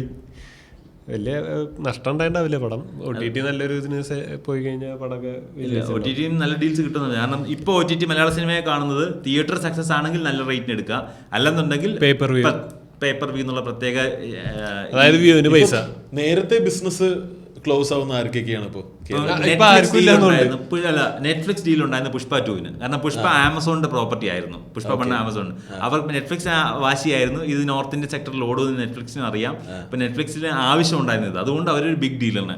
ഇപ്പൊ നിലവിൽ ഇന്ത്യയിലെ ഏറ്റവും ബിഗസ്റ്റ് നെറ്റ്ഫ്ലിക്സ് ഡീൽ അല്ലെങ്കിൽ OTT ഡീലുള്ളത് പുഷ്പ 2-ആണ്. 275 കോടി രൂപ, അതായത് ഓൾമോസ്റ്റ് അല്ലുവിന്റെ സാലറിയാണ് നെറ്റ്ഫ്ലിക്സ് ഡീൽ എന്ന് പറയുന്നത്. നമ്മുടെ സ്റ്റാർസിന് ഇതുപോലെ നമുക്ക് 20-30 ഒക്കെ കോടിക്കൊക്കെ മാക്സിമം ക്ലോസ് ആകും. അല്ല, അത് നമ്മുടെ സ്റ്റാർസിന് അങ്ങനെ ഒരു വാല്യൂ ഉണ്ടോന്ന് സംശയമാണ്. പക്ഷേ ഈ ആവേശമൊക്കെ തിയേറ്റർ സക്സസ് ആയതിനു ശേഷമാണ് സെയിലായത്. പറയാൻ പറ്റില്ല. അതായത് പണ്ട് ഈ OTT വരുന്നതിന് മുമ്പുള്ള അവസ്ഥ എന്ന് പറയുന്നത് എല്ലാവരും സാറ്റലൈറ്റിനെ ഡിപ്പെൻഡ് ചെയ്തായിരുന്നു. ചാനൽ പടം എടുക്കണത് വെച്ചിട്ടായിരുന്നു ആദ്യം നോക്കിയായിരുന്നത്. അപ്പൊ ചാനലിൽ ഈ പറഞ്ഞ പോലെ സ്റ്റാറുകളുടെ പടങ്ങൾ പെട്ടെന്ന് എടുത്തു പോകും. ഷൂട്ട് തുടങ്ങുമ്പോ 4-5 കോടി അനൗൺസ് ചെയ്യുമ്പോ തന്നെ. അപ്പൊ അന്നൊക്കെ ചില പടങ്ങളില് സലീം കുമാർ ആളൊക്കെ വെറുതെ ഒരു 2 സീനിലൊക്കെ വന്നു പോകും. പക്ഷെ ആള് പടത്തിലുണ്ട് എന്നുള്ളൊരു സാധനമൊക്കെ കൊണ്ടുവരും സാറ്റലൈറ്റിന് വേണ്ടിയിട്ട്. അങ്ങനെയൊക്കെ ചെയ്തു തുടങ്ങും. കുറച്ചാൾ കഴിഞ്ഞപ്പോൾ ചാനലുകാരും ആ പരിപാടി നിർത്തി. പടം തിയേറ്ററിൽ ഇറങ്ങിയതിന് ശേഷം പടം എടുത്താൽ മതി. അത് തന്നെ OTT-യിലേക്ക് വന്നപ്പോഴും വന്നു. OTT വന്ന സമയത്ത് മാർക്കറ്റ് പിടിക്കാൻ വേണ്ടി അവരെല്ലാ പടങ്ങളും ഈ പറഞ്ഞ പോലെ ഇറങ്ങുമ്പോഴേക്കും തിയേറ്ററിൽ ഇറങ്ങുന്നതിന് മുമ്പ് പടത്തിൻ്റെ ബിസിനസ്സൊക്കെ വലിയ സ്റ്റാറുകളുടെയൊക്കെ നടന്നായിരുന്നു. പിന്നെ അവർ എനിക്ക് തോന്നുന്നു മലയാളം അല്ല OTT ഭയങ്കര ബിസിനസ് വളരെ മോശമായി കൊണ്ടായിരിക്കണേന്നുണ്ട്. റീസെന്റ് ഇയേഴ്സിൽ OTT-കാരെല്ലാം പ്രിഫർ ചെയ്യുന്നത് തിയേറ്ററിൽ എങ്ങനെ റൺ ചെയ്ത് നോക്കട്ടെ എന്നിട്ട് തീരുമാനിക്കുക എന്നുള്ള രീതിയിലാണ് OTT-യും പ്ലാൻ ചെയ്യുന്നത്. മഞ്ഞുമൽ ബോയ്സ് പോലും തിയേറ്റർ റിലീസിന് ശേഷം സക്സസ് ആയതിനു ശേഷമാണ് ഡീല് ക്രാക്ക് ആയത്. എന്നിട്ട് അവർ പറയുന്നത് നല്ലൊരു ഡീല് കിട്ടാൻ വേണ്ടി അവർ കഷ്ടപ്പെട്ടു എന്നാണ് പറഞ്ഞത്. ചിദംബരം പ്രൊഡക്ഷൻ ടീം പറഞ്ഞിട്ടുണ്ടായിരുന്നു. ഫെബ്രുവരി മലയാള സിനിമയെ സംബന്ധിച്ചിടത്തോളം തിയേറ്ററിൽ വൻ സംഭവമായിരുന്നു. കാരണം അതർ ലാംഗ്വേജസിലേക്ക് ആ പടം അതുപോലെ ഡബ് പോലും ചെയ്യാതെ ഇറക്കാൻ പറ്റി. പ്രേമലു, മഞ്ഞുമൽ ബോയ്സും, രാജമൗലിയൊക്കെ വന്നിട്ട് പ്രേമയുഗം തമിഴിലൊക്കെ. സോ ഫെബ്രുവരി വൻ കിടിലം മന്ത്. ആൻഡ് രാജമൗലി ടീം വന്നിട്ട് പ്രേമലു ടീമിനെ അപ്രീഷിയേറ്റ് ചെയ്യുന്നു, മഞ്ഞുമൽ ബോയ്സ് ടീമിനെ കമൽഹാസൻ വിളിക്കുന്നു. സോ അതൊരു കിടിലം സംഭവം. ഞാൻ മലയാളത്തിൽ ഫസ്റ്റ് 200 crore തിയേറ്റർ ഗ്രോസ് വന്നതും നമുക്ക് മഞ്ഞുമൽ ബോയ്സിലൂടെ. ഇപ്പൊ കേരളത്തിലെ ഏറ്റവും കളക്ഷനുള്ള പടം മഞ്ഞുമൽ ബോയ്സ് 240 crore. അതിന്റെ പിന്നാലെ അതിന് വന്ന വിവാദങ്ങളായിരുന്നു. ഇല്ല, മാർക്കോ ജസ്റ്റ് 100 ക്രോസ് ചെയ്തേ മാർക്കോ. ഈ വർഷം നമുക്ക് 500 കോടി സിനിമയുണ്ട് അങ്ങനെ നോക്കുവാണെങ്കിൽ. ഈ മഞ്ഞുമൽ ബോയ്സ് തമിഴ്നാട്ടിൽ എവിടെ ചെന്നാലും ഇപ്പൊ വൈഫ് മഞ്ജുമൽ ബോയ്സ് അത് അനുരാഗ് കശ്യപ് കഴിഞ്ഞ ദിവസം കൂടി പറയണ്ടായിരുന്നു. ആള് അടുത്ത കൊല്ലം ഞാൻ സൗത്തിലേക്ക് മാറണം, literally I am moving to south. ഇവിടെ ഈ ഇൻഡസ്ട്രി നമ്മളെ ട്രീറ്റ് ചെയ്യുന്ന രീതി ഭയങ്കര മോശം. എനിക്ക് അങ്ങനെ വിഷമം തോന്നും. അതായത് നമ്മളൊരു ഡിഫറെന്റ് ഒരു സാധനം കൊണ്ട് അപ്രോച്ച് ചെയ്ത് അവർക്ക് ചെയ്യണ്ട. അതായത് സൗത്തിലൊരു പടം ഹിറ്റ് അടിച്ച് അപ്പൊ അവര് വിളിക്കും ഇതിന്റെ റീമേക്ക് ആൾക്കാരെ അറിയുമെന്ന് വെച്ചിട്ട്. ആള് പറഞ്ഞു ഞാൻ അടുത്ത കൊല്ലം ഈ ഇൻഡസ്ട്രി സൗത്തിലേക്ക് മാറാന്ന് പറഞ്ഞു. അത് ആള് മറ്റേ പടത്തിൽ റൈഫിൾ ക്ലബിൽ ആളുടെ ഇതും പെർഫോമൻസ് രസമുണ്ട്. പുള്ളി ആ പടത്തിന്റെ ലോകേഷിന്റെ പടത്തിന്റെ ഭാഗമാണെന്ന് ജസ്റ്റ് ആഗ്രഹം കൊണ്ട് വന്നിട്ട് പോയത്. എനിക്ക് ആ സിനിമയിൽ നിന്ന് മരിച്ചാൽ മതി, ലോകേഷിന്റെ യൂണിവേഴ്സിൽ വന്ന് എനിക്കിത് മരിച്ചാലും കുഴപ്പമില്ല എന്ന് പറഞ്ഞു. എനിക്ക് മരിക്കുന്ന സീനായാലും കുഴപ്പമില്ല എന്ന് പറഞ്ഞുകൊണ്ട് ലോകേഷ് കറക്റ്റ് മരിക്കുന്ന സീൻ കൊടുത്തു. ആ സെയിം പരിപാടിയായിരുന്നു റൈഫിൾ ക്ലബിലോട്ടും വന്നേ. പുള്ളി ചോദിച്ചു വാങ്ങിച്ചാണോ അതറിയത്തില്ല. ആയിരിക്കില്ല റൈഫിൾ ക്ലബ്. പക്ഷെ അടിപൊളി കാസ്റ്റിംഗ് ആള് അല്ലേ, സൂപ്പർ. എനിക്ക് ഇയാളെ ഇഷ്ടപ്പെട്ടു. നമ്മുടെ ഹനുമാൻ കൈൻഡ് അടിപൊളി. ഹനുമാൻ കൈൻഡ് പ്രോപ്പർ ആ സ്റ്റേജ് പേഴ്സണെയാണ് പുള്ളി. അത് തന്നെയാണല്ലോ ക്യാരക്ടർ. അതല്ലേ ഭയങ്കര സ്വാഗ്. തിയേറ്ററിലും അടിപൊളിയായിട്ട് ആ സീനുകളൊക്കെ വർക്കാവുകയും ചെയ്തതായിരുന്നു. എൻ്റെ ആവശ്യം എനിക്കൊന്ന് പുള്ളിക്ക് ഇഷ്ടമുള്ള സിനിമ ഡയറക്ടേഴ്സിനെ അസോസിയേറ്റ് ചെയ്ത് ആഷിഖ് കപൂർ പുള്ളിയുടെ ഫേവറേറ്റ്സ് ആയിരിക്കണം. തീർച്ചയായിട്ടും. മലയാളത്തിലെ വെട്രിമാരൻ്റെ വിടുതലൈ പാർട്ട് 2 ഈ വർഷം റിലീസായപ്പോഴാണ്. വിടുതലൈ പാർട്ട് 1 2 വർഷം മുന്നേ വന്നു. പാർട്ട് 2-നകത്ത് എൻ്റെ ആവശ്യം ഒറ്റ സീനിന് വേണ്ടി വന്നിട്ടുണ്ടായിരുന്നു, ഒരു കമയോ ചെയ്തിട്ടുണ്ടായിരുന്നു. സോ എനിക്ക് തോന്നുന്നു എൻ്റെ ആവശ്യം അങ്ങനെ ഒരു മഹാരാജ 2024 മഹാരാജ എടുത്ത് പറയുന്നത്. ആൻഡ് ഈ വർഷത്തെ സർപ്രൈസ് ഭയങ്കര സംഭവമായ പടങ്ങളിലൊന്നും വിജയ് സേതുപതിയുടെ 50th പടം ആൾക്കാരെ എക്സ്പെക്ടേഷൻ ഇല്ലാത്തൊരു പടമായിരുന്നു സത്യത്തിൽ. കാരണം മാസ് ഇതിൽ വന്നതല്ല, തിയേറ്ററിൽ പക്ഷേ ഭയങ്കര സക്സസ് ആയി. അതിൻ്റെ ഒരു ചൈനയിൽ റീറിലീസ് ചെയ്ത് 100 crore ക്രോസ് ചെയ്തു മഹാരാജ വിജയ് സേതുപതിയിൽ. മഹാരാജ വൻകിടിലൻ റൈറ്റിംഗ് ഉള്ള പടമായിരുന്നു. നിതിലൻ സ്വാമിനാഥൻ്റെ പടം. പുള്ളി 2 പടം 3 പടം ഇങ്ങനെ മാക്സിമം ചെയ്തു. ഇൻസ്പിറേഷൻ ഒന്നുമല്ല അല്ല, നമ്മുടെ പഴയത് മലയാളം പടത്തിന്റെ ഒക്കെ ഒരു ചെറിയ ഇതല്ല പറയണേ.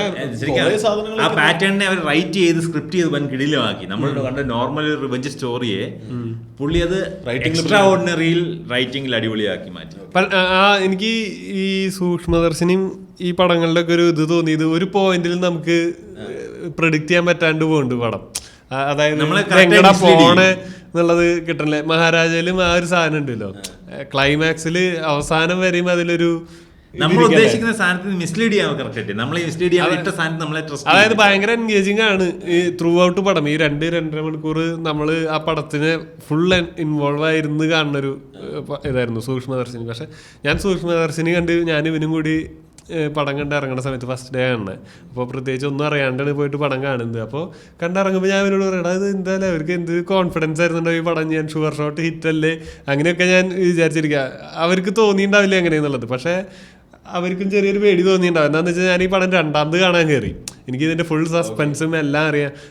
വൈഫിൻ്റെ കൂടെ അവളുടെ കൂടെ വീണ്ടും പോയി കാണാൻ കയറിയപ്പോൾ എനിക്ക് ലാഗ് അടിച്ചു. 2 സെക്കൻഡ് ടൈം വാച്ച് ചെയ്യുമ്പോൾ അതിന് ഈ പറഞ്ഞ ലാഗ് അടിക്കുന്നുണ്ട്. അപ്പം ഞാൻ ആലോചിച്ചു, അപ്പോൾ ഇവർക്ക് ഈ സാധനം തോന്നിയിട്ടുണ്ടോ, ഇത് ഇങ്ങനെയായിരിക്കും ഓടി. അതായത് എനിക്ക് തോന്നുന്നുണ്ട് അവർക്ക് ഒരു പോയിന്റിൽ ഇതിന് ജഡ്ജ് ചെയ്യാൻ പറ്റാണ്ടായി. ശരിക്കും പറഞ്ഞാൽ ആ പടം പോകുന്നെന്ന് പറഞ്ഞു കഴിഞ്ഞാൽ ഓരോ പോയിന്റിലും നിന്റെ എക്സ്പെക്ടേഷൻ ബ്രേക്ക് ചെയ്ത് പോകുമ്പോൾ കിട്ടുന്ന ഒരു ഹൈയിലാണ് പടം. റീവാച്ചില് പറഞ്ഞ പോലെ അറിയില്ല. പക്ഷെ മഹാരാജ പിന്നെയും പറ്റുമായിരിക്കും. മഹാരാജ റീവാച്ച് ചെയ്യാൻ പറ്റും. പക്ഷെ നമുക്ക് അറിയാവുന്ന സസ്പെൻസിന്റെ മറ്റേ ഹൈസ് കിട്ടത്തില്ല, ഹൈ കിട്ടത്തില്ല. അത് ഈ വക അതില് ഞാൻ ആലോചിക്കുന്നേ, എല്ലാരും ഈ കാണുന്ന ആരും ആ സാധനം പൊളിക്കാണ്ട് കൊണ്ടു നടന്നല്ലോ. അല്ലെങ്കിൽ ഒരു ഇതിന്റെ സ്പോയിലർ ഭയങ്കര എളുപ്പല്ലേ. സൂക്ഷ്മദർശിനി എന്ന് പറഞ്ഞ പടം പൊളിക്കണം ആർക്കെങ്കിലും ഉണ്ടെങ്കിൽ 2 വരി എഴുതി ഫേക്ക് അക്കൗണ്ടിൽ നിന്ന് ഇട്ട് കഴിഞ്ഞാൽ പടം കണ്ടോണ്ടിരിക്കുമ്പോൾ നമുക്ക് ആ സാധനം കിട്ടില്ല. സൂക്ഷ്മദർശിനി OTT വന്നായിരുന്നു? ഇല്ല. അപ്പം നമ്മൾ മുന്നേണ്ട ബാക്കി ബാക്ക് ടു ഫെബ്രുവരി. ഞാൻ വന്ന ഫെബ്രുവരി ഇവൻ പറഞ്ഞൊരു പോയിന്റ് ഇതിനകത്ത് ഭയങ്കര റെലവൻ്റ് ആണ്. ഈ പ്രൊഡ്യൂസേഴ്സ് അസോസിയേഷൻ നഷ്ടമാണെന്ന് പറയുമ്പോഴും സിനിമ സ്റ്റാർസ് പൈസ കുറയ്ക്കണം എന്ന് പറയുമ്പോഴും ഏറ്റവും ഹിറ്റായ പടത്തെ സംബന്ധിച്ച് പ്രൊഡ്യൂസേഴ്സിൻ്റെ ഇടയ്ക്കുള്ള ക്ലാഷ്, അതായത് ഇൻവെസ്റ്റേഴ്സ് സൗബിൻ ഷഹീറിനെ സൂ ചെയ്യുന്ന സിറ്റുവേഷൻ ഉണ്ടായത്. അതായത് ഞങ്ങളുടെ കയ്യിൽ നിന്ന് പൈസ വാങ്ങിച്ച് ഞങ്ങൾക്ക് തിരിച്ച് ഫണ്ട് ചെയ്തില്ല, ഞങ്ങളുടെ പൈസയും പ്രോഫിറ്റ് ഷെയറും തന്നിട്ടില്ല. അത്രയും സക്സസ് ആയ പടത്തിന് ഉള്ള അലിഗേഷൻ വന്നത്, അതിൻ്റെ കേസ് നടക്കുന്നതും പക്ഷേ ഒരു റോങ് നോഷൻസും ഇതും പ്രൊഡ്യൂസേഴ്സിൻ്റെ ഭാഗത്ത് നോക്കും. നമ്മളെ മറ്റേ ഭാഗം പറഞ്ഞല്ലോ, അതായത് സ്റ്റാർസ് പൈസ കുറയ്ക്കണം, അല്ലെങ്കിൽ സ്റ്റാർസ് ഇതിനെ ഫെയിലിയർ ആയാൽ അതിനെ മീറ്റ് ചെയ്യണം എന്നൊക്കെ പറയുന്നതോടൊപ്പം തന്നെ പ്രൊഡ്യൂസേഴ്സും ആ പറയുന്ന എത്തിക്സും ഇതും മീറ്റ് ചെയ്യണം. നമുക്കിപ്പോഴറിയില്ല അതിൻ്റെ റിസൾട്ട് വരുന്ന എന്താ അറിയില്ല. പക്ഷേ സ്റ്റിൽ ആരോപണം ഇതാണ്, പ്രറവ ഫിലിംസിന് കൊടുത്ത പൈസ 6-9 കോടി രൂപ കൊടുത്തു, ആ പൈസ പോലും ലാഭവിഹിതമല്ല, ആ കൊടുത്ത ഷെയർ എമൗണ്ട് തന്നിട്ടില്ലെന്നുള്ളതാണ്. അത് തന്നിട്ട് വേണ്ട പിന്നെ പ്രോഫിറ്റ്, ആ ഇട്ട പൈസ പോലും തന്നിട്ടില്ല എന്നുള്ളതാണ് ആരോപണം. അപ്പോൾ അവർ പറയുന്നത് അവർ കൊടുത്ത് ഓഫ് ദ റെക്കോർഡ്സ് കൊടുത്തു എന്നൊക്കെ പറഞ്ഞ് അവരെ മീറ്റ് ചെയ്യാൻ നോക്കുന്നുണ്ട്. ബട്ട് സ്റ്റിൽ അങ്ങനെ ഒരു പ്രശ്നം കിടപ്പുണ്ട്. അപ്പോൾ അതും ഒരു വലിയ ഇഷ്യൂ തന്നെയാണ്. പണ്ട് തൊട്ടേ ഇൻഡസ്ട്രിയെ പറ്റിയുള്ള ആരോപണങ്ങളൊന്നാണ് പ്രൊഡക്ഷൻസിനകത്ത് കള്ളക്കളികൾ. സരോജ് കുമാർ സിനിമയ്ക്കകത്തൊക്കെ പ്രൊഡ്യൂസേഴ്സ് തമ്മിൽ അങ്ങോട്ടും ഇങ്ങോട്ടും പറ്റിക്കുന്നത്, ഡിസ്ട്രിബ്യൂഷൻ പറ്റിക്കുന്നത്, എല്ലാവരും ഇങ്ങനെയുള്ള എല്ലാ ഫീൽഡിലും ഉണ്ടല്ലോ. ഫിനാൻസ് ഇടപെടുമ്പോൾ ഫിനാൻഷ്യൽ ട്രാൻസാക്ഷൻസ്. പിന്നെ ഇതില് ബ്ലാക്ക് വെളുപ്പിക്കലിന്റെ ആരോപണമല്ലേ? അതുകൊണ്ട് ഇടി 2 രീതിയിലാണ് പിടിക്കുന്നത്, ചതി അതുപോലെ തന്നെ കള്ളപ്പണം വെളുപ്പിക്കുന്നുള്ളത്. ഈ പണ്ടൊക്കെ ഇങ്ങനെ കൊച്ചായിരിക്കുമ്പോൾ ഇങ്ങനെ സിനിമയിലെ കള്ളപ്പണൊക്കെ വെളുപ്പിക്കും, ഇങ്ങനെ വെളുപ്പിക്കാം. അല്ല, അത് നമ്മൾ ഓൾറെഡി ടാക്സ് പ്രോ അബൈ വന്ന എപ്പിസോഡിൽ കുറെ ഡീറ്റെയിൽ ഡിസ്കസ് ചെയ്തു. ആളുടെ ഇത് ഭയങ്കര രസമാണ്. ആള് ഇങ്ങനത്തെ കുറെ സാധനങ്ങൾ ഇറക്കി വിടുന്നുണ്ട് നമ്മൾ ചിന്തിക്കാത്ത. അപ്പൊ നമ്മൾ കുറെ കാര്യങ്ങൾ കാണുമ്പോ ഓഹോ ഇങ്ങനെയൊക്കെയാണല്ലേ നമ്മളെന്ത് പണ്ടെന്നുള്ളൊരു അങ്ങനെയുള്ള ടിപ്സ് ഒക്കെ ടാക്സ് പ്രോ അബൈ ഫോളോ ചെയ്ത കുറെ അടിപൊളി, ഭയങ്കര അടിപൊളി, നല്ല വാല്യൂ ആഡാണ്. ആള് പറയുന്നത് കേട്ട് കഴിഞ്ഞാൽ നമുക്ക് ഇവര് പറയുന്നത് തെറ്റല്ലേ, നമുക്ക് ടാക്സ് വെട്ടിക്കാം, എന്തിനാ നമ്മൾ ഇത്ര ഇത് ലീഗലി നമുക്ക് വെട്ടിക്കാൻ പറ്റും. ഇല്ലീഗലായിട്ട് ചെയ്യേണ്ട കാര്യമില്ല. ടാക്സ് പ്ലാനർ ആണ്, ലീഗലി നമുക്ക് ചെയ്യാൻ പറ്റും, നിങ്ങൾ എല്ലാവരും അത് ചെയ്യണം. ഇങ്ങനെ സാധ്യതകളുണ്ടെന്ന് നമ്മൾ ഇനി നമ്മൾ ബാക്കിലേക്ക് വന്ന പിന്നെ അടുത്ത മാർച്ചിലേക്ക് വരികയാണെങ്കിൽ അഞ്ചക്കള്ള കോക്കാനും ഗോഡ് ആടുജീവിതമാണ് നമ്മൾ ഡിസ്കസ് ചെയ്ത സിനിമകൾ അതിനകത്ത്. അഞ്ചക്കള്ള കോക്കാൻ ഞാൻ തിയേറ്ററിൽ കണ്ടു, നിങ്ങൾ OTT കണ്ടു. അത് ഡിഫറെന്റ് എക്സ്പീരിയൻസ് കണ്ടത്. ആടുജീവിതം തിയേറ്ററിലാണ്. ആടുജീവിതം നമ്മൾ തിയേറ്ററിൽ കണ്ടു, നമ്മൾ ഒന്നിച്ച തിയേറ്ററിൽ കണ്ടു. ഞാനും റിൻഷാദ് ഈ വർഷം ഒന്നിച്ച് പോയി. ആടുജീവിതം അല്ല, കൽബായിരുന്നു. ഞങ്ങൾ കൽബ് ഒന്നിച്ച് തിയേറ്ററിൽ കണ്ടായിരുന്നു. നമ്മൾ കുറെ സിനിമ ഒന്നിച്ച് കണ്ടല്ലേ. നമ്മള് അല്ല, അത് ഭയങ്കര സംഭവമാണ്. നമ്മള് 4 സിനിമ, റിൻഷാൻ്റെ 4 സിനിമ കാണാൻ കൽബ് കണ്ടു, പിന്നെ ആടുജീവിതം കണ്ടു, മാർക്കോ കണ്ടു, പിന്നെ സൂക്ഷ്മദർശിനി യാദൃച്ഛികമായി നമ്മൾ ടിക്കറ്റ് ബുക്ക് ചെയ്ത് അടുത്തടുത്ത് വന്നു. 2 സ്ഥലത്ത് നിന്ന് ബുക്ക് ചെയ്ത് ഒരുമിച്ച് വന്നു. സോ ഈ പേര് എനിക്ക് ഇപ്പോഴും പറയാൻ പറ്റില്ല. അഞ്ചക്കള്ളക്കോക്കാൻ എന്തിനല്ലേ ഇങ്ങനെ ഭയങ്കര കോംപ്ലിക്കേറ്റഡ്. ഇതാണ് അവർ ഉദ്ദേശിച്ചത്, ഇങ്ങനെ എനിക്ക് പേരുകൊണ്ട് അല്ല, ഈ പടം പേരുകൊണ്ട് വേറെ പ്രത്യേകിച്ച് പ്രശ്നമൊന്നും ഉണ്ടായില്ല. പക്ഷെ എനിക്ക് ആ പേര് അതിന് സൂട്ടാവാണ്ട് പോയിട്ട് ഉള്ളൊരു പടമായിട്ട് തോന്നിയത്. ചിലപ്പോ എന്തെങ്കിലും അർത്ഥങ്ങൾ ഉണ്ടാവും. അല്ല, എന്താ ഓ ബേബിയാ, ഓ ബേബി എന്നല്ല ദിലീഷ് ബോസിന്റെ പടം. അല്ല, ഓ ബേബി ആ പടവും അല്ല ആ പേരും ആ പടത്തിന്റെ ടോണും തമ്മിലൊരു അല്ലയോ ബേബി എന്നായിരിക്കും. അയാളുടെ വീട്ടുപേരാ ഒയ്യാരം, മറ്റേ അയാളുടെ മറ്റേവരുടെ കുടികിടപ്പുള്ളവരാ. അപ്പൊ അതാണ് ടൈറ്റില്. അത് ഭയങ്കര അല്ല, പക്ഷേ മിസ്ലീഡിംഗ് ആണ്. അത് ഒരു ഫൺ പാർട്ടി ടൈപ്പ് ഒരു പടം എന്നുള്ള ഫീലും.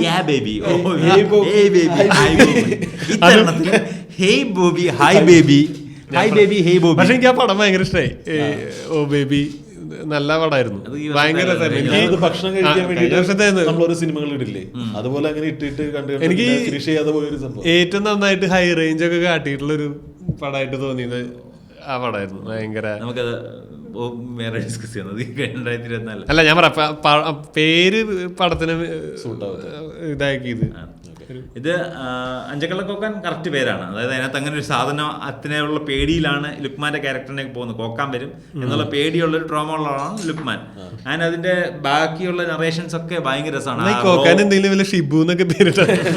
ഷിബു കോക്കാൻ പേടി വരത്തില്ല. ഷിബു കോക്കാൻ റഫ് ആൻഡ് റോ ഒരു ഫ്രെയിംസ് ഫീൽ ചെയ്യുന്ന നല്ല പടം അഞ്ചക്കള്ളക്കൊക്കെ. നല്ല പടം. അല്ല, ഇത് ഞാനിപ്പോ നിന്റെ അടുത്ത് എങ്ങനെ പറയൂടാ, മറ്റേ അഞ്ചക്കൊക്കെ എങ്ങനെ പറഞ്ഞാല് വേറെ ഏതെങ്കിലും ഒരു പേര് വരും ഇതിന്. അഞ്ചക്കള്ളക്കൊക്കെ ആ എഫർട്ട് ഇടാൻ നിൽക്കണില്ല.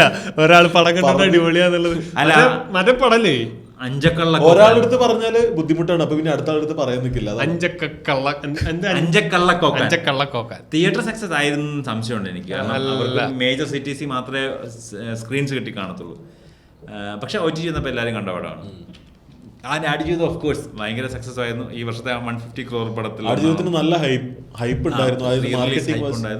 എനിക്കറിയില്ല, പുസ്തകം വായിച്ചവർക്ക് അത്രയും പടം ഇഷ്ടപ്പെട്ടിട്ടുണ്ടാവാൻ സാധ്യത വളരെ കുറവാണ്. പുസ്തകത്തിന്റെ ഫീല് സിനിമയ്ക്ക് കൊണ്ടുവരാൻ പറ്റിയിരുന്ന പൊതുവെ. പക്ഷെ പാൻ ഇന്ത്യൻ റീച്ച് ഉണ്ടാക്കാൻ പറ്റി അവർക്ക്. പൃഥ്വിരാജിന്റെ ബെസ്റ്റ് പെർഫോമൻസിൽ ഒന്നായിരുന്നു ഇത് ആടുജീവിതം. ഒപ്പം ബെഡേമിയൻ ചോട്ടേമിയൻ.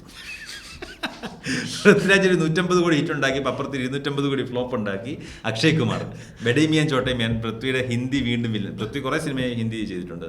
നാം ഷബാന, അതുപോലെ തന്നെയാണെങ്കിൽ ഔറംഗസേബ്, അങ്ങനെ 2-3 സിനിമയ്ക്ക് വില്ലനായിട്ട് പൃഥ്വി വില്ലൻ ചെയ്തിട്ടുണ്ട്. ഈ 2 സിനിമയും പൃഥ്വി വില്ലനാണ്. അയ്യക്കകത്ത് പൃഥ്വി നായകനാണ് ഹിന്ദിയിൽ. ഇത് ഔറംഗസേബ് നാം ഷബാനയും പൃഥ്വി വില്ലനാണ്. ഇത് അത് കഴിഞ്ഞ് വീണ്ടും പുള്ളി പോയി ചെയ്ത ഹിന്ദി സിനിമയാണ് ബെഡേമിയൻ ചോട്ടേമിയൻ. ഈ വർഷത്തെ ഏറ്റവും വലിയ ഫ്ലോപ്സിലൊന്നാണ് ബെഡേമിയൻ ചോട്ടേമിയൻ. 200 കോടി നഷ്ടം എന്നാണ് പ്രൊഡക്ഷൻ ടീം പറയുന്നത്. സോ അക്ഷയ് കുമാർ ഈ വർഷം പൃഥ്വിരാജിന് അങ്ങനെ ഒരു ഇനീഷ്യേറ്റീവ് കൊടുത്തു. അക്ഷയ് കുമാർ അത് പ്രതിഫലം കുറച്ചാൽ മതിയായിരുന്നു. ഇത് അവരെന്തെങ്കിലും ഒരു ഇതിന് സത്യത്തിൽ നമുക്ക് അറിയുന്നതിനൊക്കെ അപ്പുറത്ത് ബിസിനസ് ഉണ്ടല്ലോ, ഇവർക്ക് അറിയാവുന്ന ബിസിനസ്. അവരെന്തെങ്കിലും ചെയ്യുന്നുണ്ടാവും ഇതൊക്കെ കറക്റ്റായിട്ട്. ബട്ട് സ്റ്റിൽ പ്രൊഡക്ഷൻ നഷ്ടം ഉണ്ടായ സിനിമയാണ് ബെഡേമിയൻ ചോട്ടേമിയൻ. Then comes summer season. ആവേശം വർഷങ്ങൾക്ക് ശേഷം, അതല്ലേ സമ്മർ സീസണിന്റെ എന്റെ ഞാൻ പറയണെങ്കിൽ എനിക്ക് ഫേവറേറ്റ് ആവേശമായിരിക്കും. ആവേശം ഞാൻ വീണ്ടും കണ്ടിട്ടുണ്ട്. 6-7 മാസമായി, 8 മാസം മുന്നേ റിലീസ്. അപ്പോഴും എനിക്ക് കാണാൻ രസമുണ്ട്. ഫഹദിന്റെ പെർഫോമൻസ് മാത്രം മതി ആ പടം. ഗംഭീരം. എനിക്ക് ഈ ആവേശം സെക്കൻഡ് ടൈം കണ്ടപ്പോൾ എനിക്ക് ലാഗ് ഫീൽ എനിക്ക് യാതൊരു lag feel ചെയ്തില്ല. ഞാൻ പക്ഷെ ഈ പറയുന്ന മൊമെന്റ്സ് ഭയങ്കര ഇടലാണ്. ആ at time moments high moments ഒക്കെ അടിപൊളിയായിട്ട് വർക്കാവും. പക്ഷെ ഇങ്ങനെ സൈൻ വേവ് പോലെ പോയതായിട്ട് എനിക്ക് പടം. ഞാൻ ഈ പറഞ്ഞ പോലെ റീവാച്ച് ചെയ്യണ പടങ്ങളുണ്ട്. ഒന്ന് കനകം കാമിനി കലഹം, ഞാൻ ഇടയ്ക്കിടയ്ക്ക് കാണും. കേരളത്തിൽ അത് റീവാച്ച് ചെയ്യുന്ന 2 പേരേ ഉള്ളൂ, ഒന്ന് നിവിൻ പോളിയും. അല്ല ഞാൻ കാണുന്ന, ഞാൻ റീവാച്ച് ചെയ്യുന്ന പടങ്ങൾ ആവേശം എനിക്ക് അതുപോലെ കാണാൻ ഇഷ്ടമാണ്. പിന്നെ ഇത് നാദാങ്കേസോട്, അതൊക്കെ ഞാൻ ഇടയ്ക്കിടയ്ക്ക് എൻ്റെ ഫോണിൽ എനിക്ക് തോന്നുന്നത് കനക കാമിനി കലഹം ഉണ്ട് എന്നുണ്ട്. ആവേശം 1 ഹിറ്റ് ആയിരുന്നു. 150 crore സക്സസ് ആണ്. അതും well deserved pan Indian success തന്നെയാണ്. സൗത്തിൽ മൊത്തം ഹിറ്റ് തന്നെയായിരുന്നു. ഈവൻ അതിന്റെയൊക്കെ റീമേക്ക് ഡിസ്കഷൻ ഒക്കെ നടക്കുന്നു പറയുന്നത്, ഹിന്ദി, തമിഴ്, തെലുങ്ക് എന്നൊക്കെ പറയുന്നത്. പക്ഷെ എല്ലാവരും അത് കണ്ടാ ഇഷ്ടംപോലെ അല്ലെങ്കിൽ ഒരു പടം സക്സസ് ആകുന്നു ഇപ്പൊ ഓട്ടോമാറ്റിക്കലി അതിന്റെ അപ്പുറത്ത് സൈമിൾട്ടേനിയസ് എല്ലാ പ്ലാറ്റ്ഫോമിലും അത് ഡിസ്കസ് ചെയ്യപ്പെടുകയും അതിന്റെ കണ്ടന്റ് ഉണ്ടാവുകയും ചെയ്യുക എന്നുള്ളതാണ്.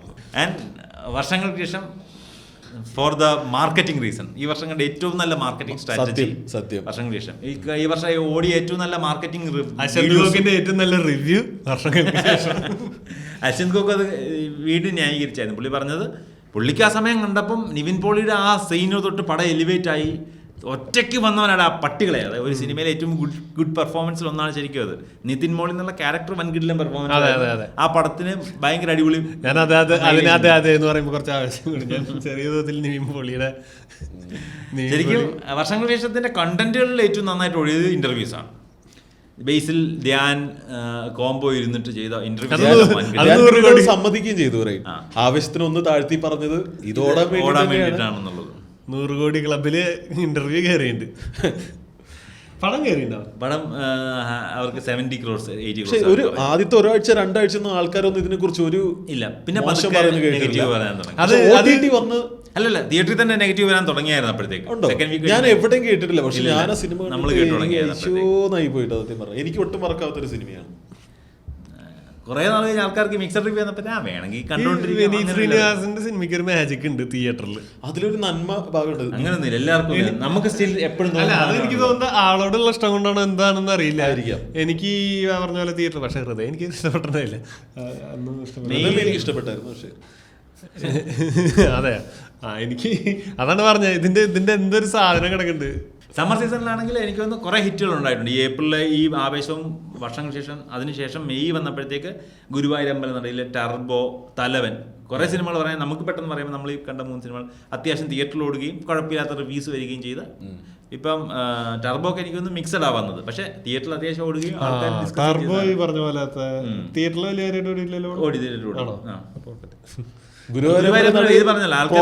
ചില ആൾക്കാർക്ക് കുറെ ഓടി ഹിറ്റാണ്, ആൾക്കാർ ഡിസ്കസ് ചെയ്യും അത്ര നല്ല പടമാണോ അങ്ങനെ ഡിസ്കഷൻ വരുന്ന പടങ്ങൾ. എനിക്കത് ആദ്യത്തെ തവണ കണ്ടപ്പോൾ എനിക്ക് നല്ല ഇഷ്ടപ്പെട്ടു. പക്ഷെ റീവാച്ച് ചെയ്യുമ്പോൾ എനിക്ക് ടർബോ ഒന്നും റീവാച്ച് ഇല്ല. തലവൻ വേണമെങ്കിൽ അതിന്റെ റൈറ്റിംഗ് ബ്രില്യൻസിന് വേണ്ടി വേണമെങ്കിൽ റീവാച്ച്. ടർബോ നല്ല പടമായിരുന്നു എനിക്ക് തോന്നുന്നത്. ടർബോ എനിക്ക് വലിയ കുഴപ്പമൊന്നും. ആക്ഷൻ പടം. ആൻഡ് തലവൻ കണ്ടത് നിങ്ങൾ തലവൻ കണ്ടായിരുന്നോ? ആസിഫ് അലി, ബിജു മേനോൻ, കണ്ടിരുന്നു. നന്മ എഴുതുന്ന ജിസ് ജോയി ഏട്ടൻ, മറ്റേ ടെറസിന്റെ മുകളിൽ ഡെഡ് ബോഡി കിടക്കുന്ന പോലീസ് ഓഫീസർ ടെറസിന്റെ മുകളിൽ ഡെഡ് ബോഡി കിടക്കുന്ന പടം. നല്ല റൈറ്റിംഗ് ഉള്ള ത്രില്ലർ മൂവി ആയിരുന്നു. ആൻഡ് എൻ്റെ ഒക്കെ വരുമ്പോൾ അതിനകത്ത് പ്രശ്നങ്ങളുണ്ട്, പക്ഷേ സ്റ്റിൽ നല്ല റൈറ്റിംഗ് ഉള്ള മൂവി. ആൻഡ് ജിസ് ജോയി പുള്ളി ആഗ്രഹിക്കുന്ന ത്രില്ലർ സിനിമകൾ, പുള്ളി തുടങ്ങിയ ത്രില്ലർ സിനിമകളിലാണ്. പുള്ളി ബൈസൈക്കിൾ തീവ്സ് ആണ് ഫസ്റ്റ് പടം ചെയ്തത്. നമ്മളെപ്പോഴും പുള്ളി അറിയപ്പെടുന്നത് വിജയ് സൂപ്പറും പൗർണമിയും പിന്നെ സൺഡേ ഹോളിഡേ, അല്ലല്ല എതിരെ നിൽക്കുന്നതിന്റെ നന്മ, അതിലാണ് നമ്മൾ അറിയപ്പെടുന്ന പുള്ളി നന്മയുടെ വക്താവായിട്ട്. നന്മമരം എന്നാണ് ആളെ പറഞ്ഞുകൊണ്ടിരിക്കുന്നത്. പുള്ളി ഷീർ ത്രില്ലർ സിനിമകളുടെ ആളാണ്. പുള്ളിയെ സംബന്ധിച്ചത് അല്ലു അർജുന്റെ വോയിസ് അപ്പൊ പുള്ളി ശരിക്കും ഈ നന്മ സിനിമകളുടെ ഡയറക്ടറായിട്ടാണ്. ഞാനും പുഷ്പയുടെ റിലീസിന് അതാ പറഞ്ഞിട്ടുണ്ടായിരുന്നത്. നമ്മുടെ എല്ലാവരുടെയും കാത്തിരിക്കുന്ന ജിസ് ജോയുടെ പടം പുഷ്പയുടെ റിലീസാണ്. കാരണം നമുക്ക് അല്ലു അർജുൻ ജിസ് ജോയ് സൗണ്ട് അറിയത്തില്ല, അംഗീകരിക്കാൻ പറ്റാത്ത സൗണ്ടുമാണ്. ജിസ് ജോയാണ് നമ്മുടെ മനസ്സിൽ അല്ലു. അതാ പിന്നെ അല്ലു അർജുൻ എവിടെ സംസാരിക്കുന്നപ്പോ ലിറ്ററലി എനിക്ക് അത് അടിച്ചിട്ടുണ്ട്. അപ്പൊ ഇത് ഇങ്ങനെ ശബ്ദമല്ലേ? അല്ല, ഇതിന്റെ പ്രശ്നം എന്താ പറയുക, അല്ല നമ്മൾ ഈ ഡബിങ് ആർട്ടിസ്റ്റുകളെ കാണുക, അവര് വളരെ ഇന്റർവ്യൂകൾ കൊടുക്കുമ്പോഴുള്ള ഒരു പ്രശ്നം എന്ന് പറഞ്ഞു കഴിഞ്ഞാൽ നമുക്ക് പിന്നെ അവരെ കാണുമ്പോൾ ഇവരുടെ മുഖം മനസ്സിൽ വരും. ഇവര് പറയുന്നത്, എനിക്ക് ഭാഗ്യലക്ഷ്മി എന്ന് പറയുന്ന ക്യാരക്ടറിന് നമ്മൾ കുറെ ഇന്റർവ്യൂ കണ്ട് കുറെ പരിചയമായത് കുറെ കാലങ്ങൾക്ക് ശേഷമാണ്. ഇപ്പൊ ശോഭനയുടെ ഡയലോഗുകൾ കണ്ടാലും ഭാഗ്യലക്ഷ്മി സംസാരിക്കുന്ന പോലെ നമുക്ക് ഫീൽ ചെയ്യും. ശരിക്കും പറഞ്ഞാൽ അവരുടെ ഐഡന്റിറ്റി ഡിസ്ക്ലോസ് ചെയ്യരുത്. ഡബിങ് ആർട്ടിസ്റ്റുകൾക്ക് അങ്ങനത്തെ ഒരു സാധനം കൊടുക്കണം. ഇപ്പൊ ഏത് പഴയ സിനിമ കണ്ടാലും അല്ലെങ്കിൽ ആ ടൈമിലത്തെ സിനിമകൾ കാണുമ്പോ നായികമാരെ ഭാഗ്യലക്ഷ്മി അല്ലേ. And then comes June. ജൂണിലാണ് നമ്മൾ നേരത്തെ ഡിസ്കസ് ചെയ്തത് ഗഗനചാരി. ഒപ്പം പിന്നെ പറയാൻ പറ്റുന്ന സിനിമ ഗോളമാണ്. ഗോളം സജീവിന്റെ സെക്കൻഡ് അല്ല തേർഡ് മൂവിയാണ്. രഞ്ജിത് സജീവ് അടുത്ത പടം അനൗൺസ് ചെയ്തിട്ടുണ്ട്. So Ranjith Sajeev is here to stay. അതെ, പ്ലീസ് മാർക്ക് മൈ വേർഡ്സ്. നല്ല രീതിക്ക് എഫേർട്ട് ഇടുന്നുണ്ട്. നമ്മൾ കൽബ് സമയത്ത് നമ്മൾ ഡിസ്കസ് ചെയ്ത രഞ്ജിത് സജീവ് സിനിമ ഫീൽഡിൽ എത്രത്തോളം സക്സസ് ആകും എന്നുള്ളതാണ്. ഞാൻ പറയുന്നത് അത് ഒരു സാധ്യതയുള്ള മെറ്റീരിയലാണ്. Ranjith Sajeev is potential material. നല്ല എഫേർട്ട് ഇടുന്നുണ്ട്. പുള്ളിയൊക്കെ ബോഡി അങ്ങനെയുള്ള ബേസിക് അമെനിറ്റീസ് ഒക്കെ പുള്ളി സെറ്റ് ചെയ്ത് വെച്ചിട്ടുണ്ട്. ഉണ്ണിമുകുന്ദൻ മാർക്കോയില് ആ ലുക്ക് കാണിക്കുന്നതിന് മുമ്പ്, അതല്ലെങ്കിൽ ലുക്മാൻ ആലപ്പുഴ ജിംഖാനയുടെ ലുക്ക് വരുന്നതിന് മുന്നേ ആണെന്നുണ്ടെങ്കിൽ സിക്സ് പാക്കുള്ള മലയാളം നടന്ന് പറഞ്ഞ പുള്ളിയേ ഉള്ളൂ. റിയാസ് ഖാൻ ഉണ്ടായിരുന്നു. ടൊവിനോ സിക്സ് പാക്ക് വെച്ചിട്ടുണ്ട്. അല്ല ഞാൻ പുള്ളി പറഞ്ഞ ആ ശ്രേണിയിലേക്ക് വേണം നമുക്ക് വരാം. പുള്ളി കുറച്ച് വർക്ക് ചെയ്ത് പുള്ളി ഈവൻ ടൊവിനോ ഫസ്റ്റ് പടത്തിൽ വന്നപ്പോൾ എനിക്ക് ടൊവിനോ ഇഷ്ടമല്ല. ടൊവിനോക്ക് ആക്ടിങ് പറ്റത്തില്ലെന്നൊക്കെ എനിക്ക് തോന്നിപ്പോയി. ഞാൻ പുള്ളിക്കാരനെ ഈ ശ്രദ്ധിച്ചത് സെവന്ത് ഡേയിലാണ്. ഞാൻ ഇയാൾ എന്ത് മനുഷ്യൻ അതുമല്ലാതെ ഇവര് മൂന്ന് കൂതറ അതൊക്കെ കഴിഞ്ഞിട്ടാ ABCD ഒക്കെ കഴിഞ്ഞിട്ടാ. ABCDയിലെ കൂതറ. എനിക്ക് പുള്ളി സെവന്ത് ഡേ ചെയ്തപ്പോൾ പുള്ളി അഭിനയം ഭയങ്കര മോശമാണ്. പക്ഷെ അവിടുന്ന് പുള്ളി ഭയങ്കരമായിട്ട് കയറും. അതുപോലെ രഞ്ജിത് സജീവ് പൊട്ടൻഷ്യൽ മെറ്റീരിയൽ സാധ്യതയുണ്ട്.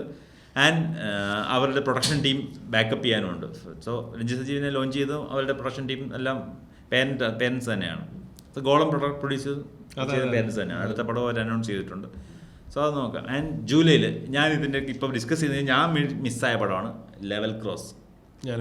OTT കണ്ടു. നല്ല പടമാണ്. തിയേറ്ററിൽ ഓടിയില്ല, പക്ഷെ നല്ല റിവ്യൂ, മാരക പെർഫോമൻസ്. അതും അതിൻ്റെ ഒരു ഡിഫറെൻറ്റ് മൂവി എന്നുള്ള എനിക്ക് കാണണം. എനിക്ക് ഈ വർഷം മിസ്സായ പടം എന്നുള്ളത് ലെവൽ ക്രോസ്, അത് കാണണം. Then comes Vaazha. Biopic of a billion boys. ജോൺജോ ആ സിനിമ കണ്ടിട്ട് ഡൗൺ ആയി പോയി. സത്യം പറഞ്ഞ റിലേറ്റബിൾ സാധനങ്ങൾ വിഷമിച്ച് ഇരുന്നു പോയി അല്ലേ. ഓഗസ്റ്റിലെ 2 സർപ്രൈസുകളാണ് വാഴയും ഭരതനാട്യം. കാരണം ഒരു റീൽസ് പിള്ളേരുടെ പടം, അല്ലെങ്കിൽ ഇൻസ്റ്റാഗ്രാം ഫേസ്ബുക്കിലൊക്കെ നമ്മൾ കണ്ട് ഇഷ്ടപ്പെട്ട പിള്ളേരുടെ ഒരു പടം ഒരു തിയേറ്റർ സക്സസ് എത്ര ലെവലിൽ പോകുമെന്ന് ആൾക്കാർ നോക്കിയിരുന്ന പടമായിരുന്നു. അതൊരു 50 crore ക്രോസ് ചെയ്തപ്പോൾ തന്നെ പടത്തിന് പിന്നെ കുറച്ച് കഴിയുമ്പോഴത്തേക്ക് ആൾക്കാർ വാഴയുടെ കേസിൽ അങ്ങനെ പറയാൻ പറ്റില്ല. അതിൽ ഹാഷിറൻ ടീം ഉണ്ട്. അല്ല, മറ്റേവരും വന്നത് അവിടെ നിന്നാണല്ലോ. നമ്മൾ ശരിക്കും പറഞ്ഞാൽ ഈ ജോമോൻ ചോദറിനെ ആണെങ്കിലും മറ്റേവരൊക്കെ കാണുന്ന ജോമോനൊക്കെ അല്ലാതെ ചെറിയ ഫോർമാറ്റ് സ്കെച്ച് അല്ല, യൂട്യൂബിലൊക്കെ ആയിട്ടും ചെറിയ സീരീസ് ഒക്കെ ചെയ്ത് അങ്ങനെയാണ്. അത് നമ്മൾ ഇൻസ്റ്റാഗ്രാം ഈ വേൾഡിൽ നിന്ന്, യൂത്തിന്റെ ഈ വേൾഡിൽ നിന്ന് അവിടേക്ക് സോഷ്യൽ മീഡിയ വേൾഡിൽ ശരിക്കും അവരുടെ ഫെയിം കൊണ്ട് തന്നെയാണ് അവർ സിനിമയിലേക്ക് എത്തിയത്. അത് ഒപ്പം തന്നെ അവരുടെ കഴിവ്. അപ്പൊ അവിടുന്ന് അങ്ങനൊരു പടം 50 crore സക്സസിലേക്ക് തിയേറ്ററിൽ എത്തുക എന്ന് പറഞ്ഞാൽ ഒരു സംഭവം തന്നെ സർപ്രൈസ് സംഭവമായിരുന്നു. ആൻഡ് അത്യാവശ്യം നല്ല തിയേറ്റർ നല്ല രസമായിട്ട് കണ്ടിരിക്കാൻ. ആൻഡ് ഈവൻ എനിക്ക് നമുക്ക് കറക്റ്റ് ആയിട്ട് ആ 2 ജനറേഷനെയും ക്ലബ് ചെയ്യാൻ എൻഡിൽ എത്തി. എനിക്ക് വാഴയില് കുറച്ച് പ്രശ്നങ്ങളൊക്കെ ഉണ്ടാകും. വാഴ എന്നുള്ള സിനിമ തറലീവൻ മഹോത്തരമായ പടമൊന്നുമല്ല. പക്ഷെ അതിന്റെ ഇമോഷണൽ സൈഡ് ഒക്കെ ഭയങ്കര ന്യൂജനെയും പേരന്റിനെയും ഒരുപോലെ എത്തിക്കാൻ ക്ലൈമാക്സിൽ അവർക്ക് പറ്റിയെന്നുള്ളതാണ്. ആ പേരന്റ് ഇമോഷൻസ് കറക്റ്റ് ആയി അച്ഛൻ പെർഫോമൻസ് ഭയങ്കര കല്യാണ വീട്ടില് എല്ലാരും കിടിലായത്. അത് സൂപ്പർ സംഭവമായിട്ട് മാറി. അതാണ് അവിടെയാണ് പീക്ക് ചെയ്യുന്നത്. വാഴ പീക്ക് ചെയ്ത് ക്ലൈമാക്സിലാണ്. നമ്മൾ വിചാരിച്ച സൈഡിലല്ല അതിന്റെ മെയിൻ സാധനം കിടക്കുന്നത്. ആ പിള്ളേരുടെ ഇതിന്റെ അപ്പുറത്തേക്ക് പടത്തിന്റെ ലാസ്റ്റ് 15 minutes ക്ലൈമാക്സ് ആണ്. അതായത് ആ 5 പേരുടെയും ജീവിതത്തിലെ പേരൻസും പേരൻസിന്റെ ചുറ്റുപാടുമായിട്ടുള്ള ആ ഒരു അന്തരീക്ഷം കറക്റ്റായി എക്സ്പ്ലോർ ചെയ്തു. ഒരു കല്യാണ വീട്, ഒരു ബാങ്ക് മാനേജറുടെ റൂം, ഒരു തീൻമേശ, ഒരു കല്യാണ ആലോചന, പെങ്ങളുടെ കല്യാണം, ഈ 4 സീനൂടെ ക്ലബ് ചെയ്തിട്ട് അച്ഛൻ മക്കൾ ഇമോഷൻസ് എല്ലാ പ്രശ്നങ്ങളും പറഞ്ഞ് ടൈറ്റായിട്ട് വരിച്ച് കിട്ടാൻ പറ്റി. 15 minute ക്ലൈമാക്സ്. 15 minute ക്ലൈമാക്സ് ആണ് വൻകിടിലൻ സാധനം. അതാണ് വാഴയെ പീക്ക് ചെയ്യിച്ചത് എൻ്റെ ഇത്. എനിക്ക് എൻ്റെ ഒരു ബേസിക് സിനിമേനെ പറ്റിയിട്ടുള്ള തിയറിയിലുള്ളത്, ഒരു സിനിമ അടിപൊളിയായെന്ന് തോന്നാൻ 2 പോയിന്റുകൾ മതി. ബെസ്റ്റ് ഒരു ഇന്റർവൽ പഞ്ചും നല്ലൊരു ക്ലൈമാക്സും. ജോർജയുടെ സ്റ്റാൻഡപ്പ് സെറ്റുകൾ തന്നെയാണല്ലേ. അത് ഭയങ്കര ഇമ്പോർട്ടൻ്റ്. ഇറങ്ങുന്ന സമയം നമ്മളത് അതിൽ നിന്ന് വിട്ട് പുറത്തേക്ക് വരുന്ന സമയത്ത് നമുക്ക് തരുന്ന ഫീൽ ഭയങ്കര ഇമ്പോർട്ടൻ്റ് ആണ്. ഇന്റർവെലിന്റെ ആ ഒരു ഇതില്ലേ, അത് നമ്മളൊരു ബ്രേക്ക് എടുക്കുന്ന സമയമാണ്. സിനിമേനെ പറ്റി നമ്മളൊന്ന് റീതിങ്ങുമ്പോൾ അവിടെ ഒരു സാധനം ഉണ്ടെങ്കിലും എൻ്റെ ഒരു നല്ല സാധനത്തിലും കൊണ്ടുപോയി നിർത്തി കഴിഞ്ഞാൽ അവസാനത്തെ ഒരു 15 മിനിറ്റ് ഭയങ്കര ഓളത്തിൽ പോയി കഴിഞ്ഞാൽ പടം ഭയങ്കര വർക്കായ പോലെ തോന്നുന്ന സിനിമകളാണ്. എനിക്ക് അതിൽ പറയാനുള്ള ഒരു പടം എന്ന് പറയുന്നത് പ്രണയവിലാസം എന്ന് പറഞ്ഞ സിനിമ. പ്രണയവിലാസം എനിക്ക് തുടക്കം കണ്ടു തുടങ്ങിയപ്പോൾ എനിക്ക് ഒട്ടും അത്രയ്ക്ക് വർക്കായ പോലെ തോന്നിയിട്ടുണ്ടായിരുന്നില്ല.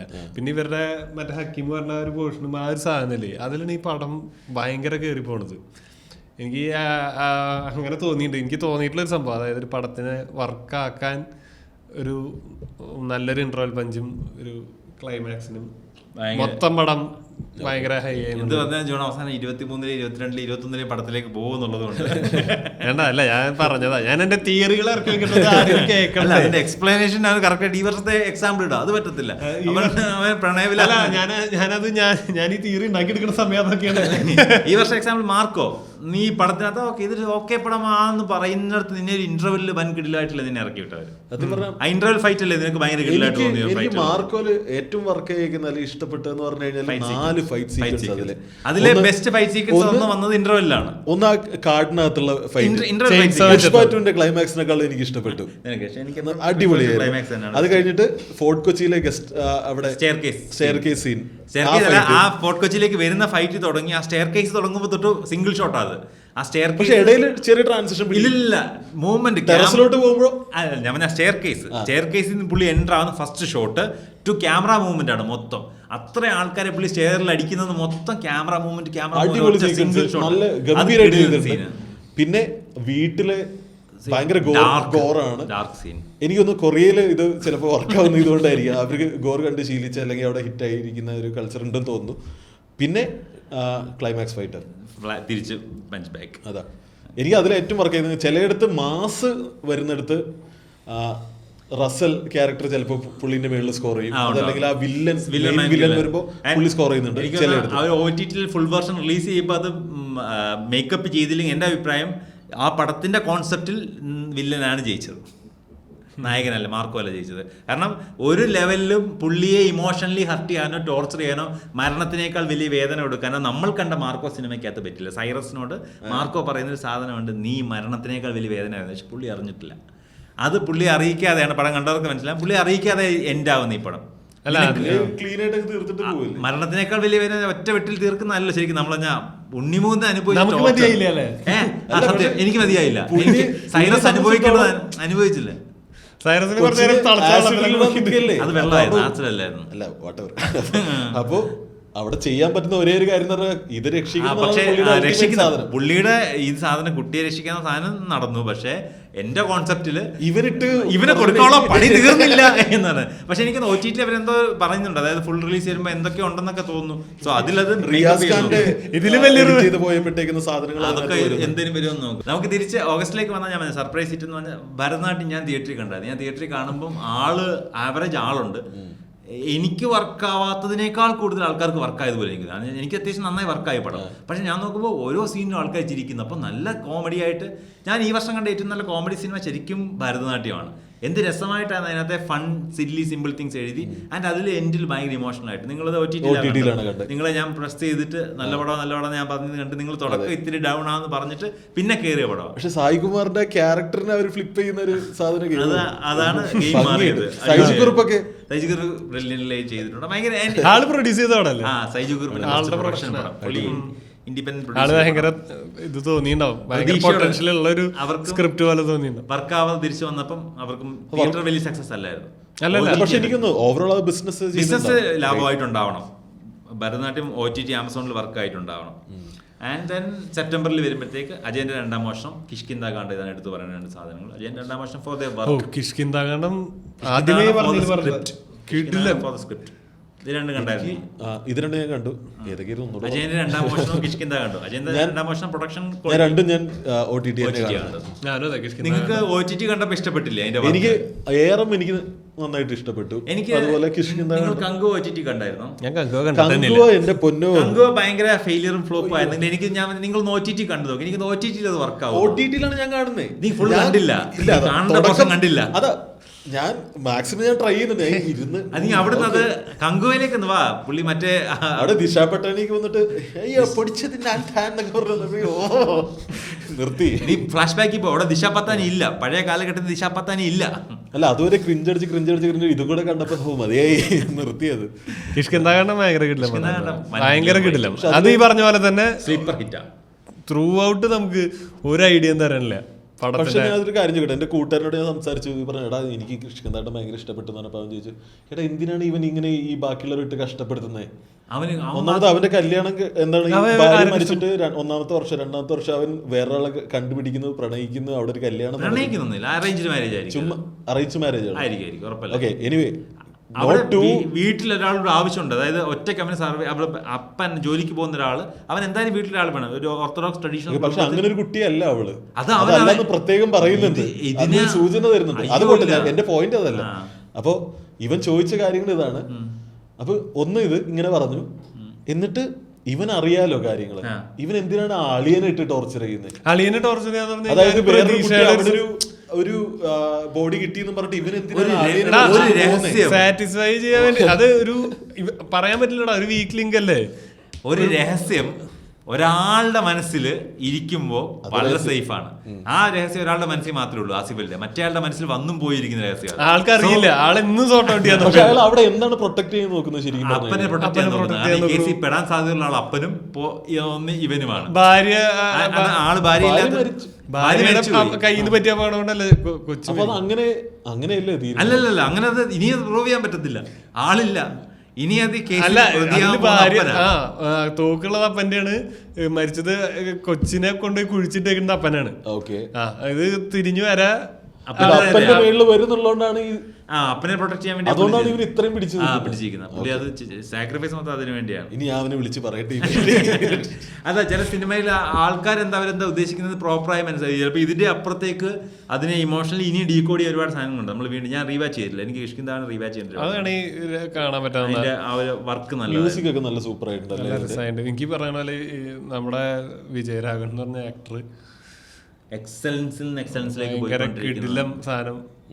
ഓർമ്മപ്പശകളുള്ള ഒരാള്, ആളാ ചില സമയത്ത് അത്രയും പ്രൗഡ് ആയിട്ടുള്ള ഒരാളും കൂടിയാണ് അയാള്.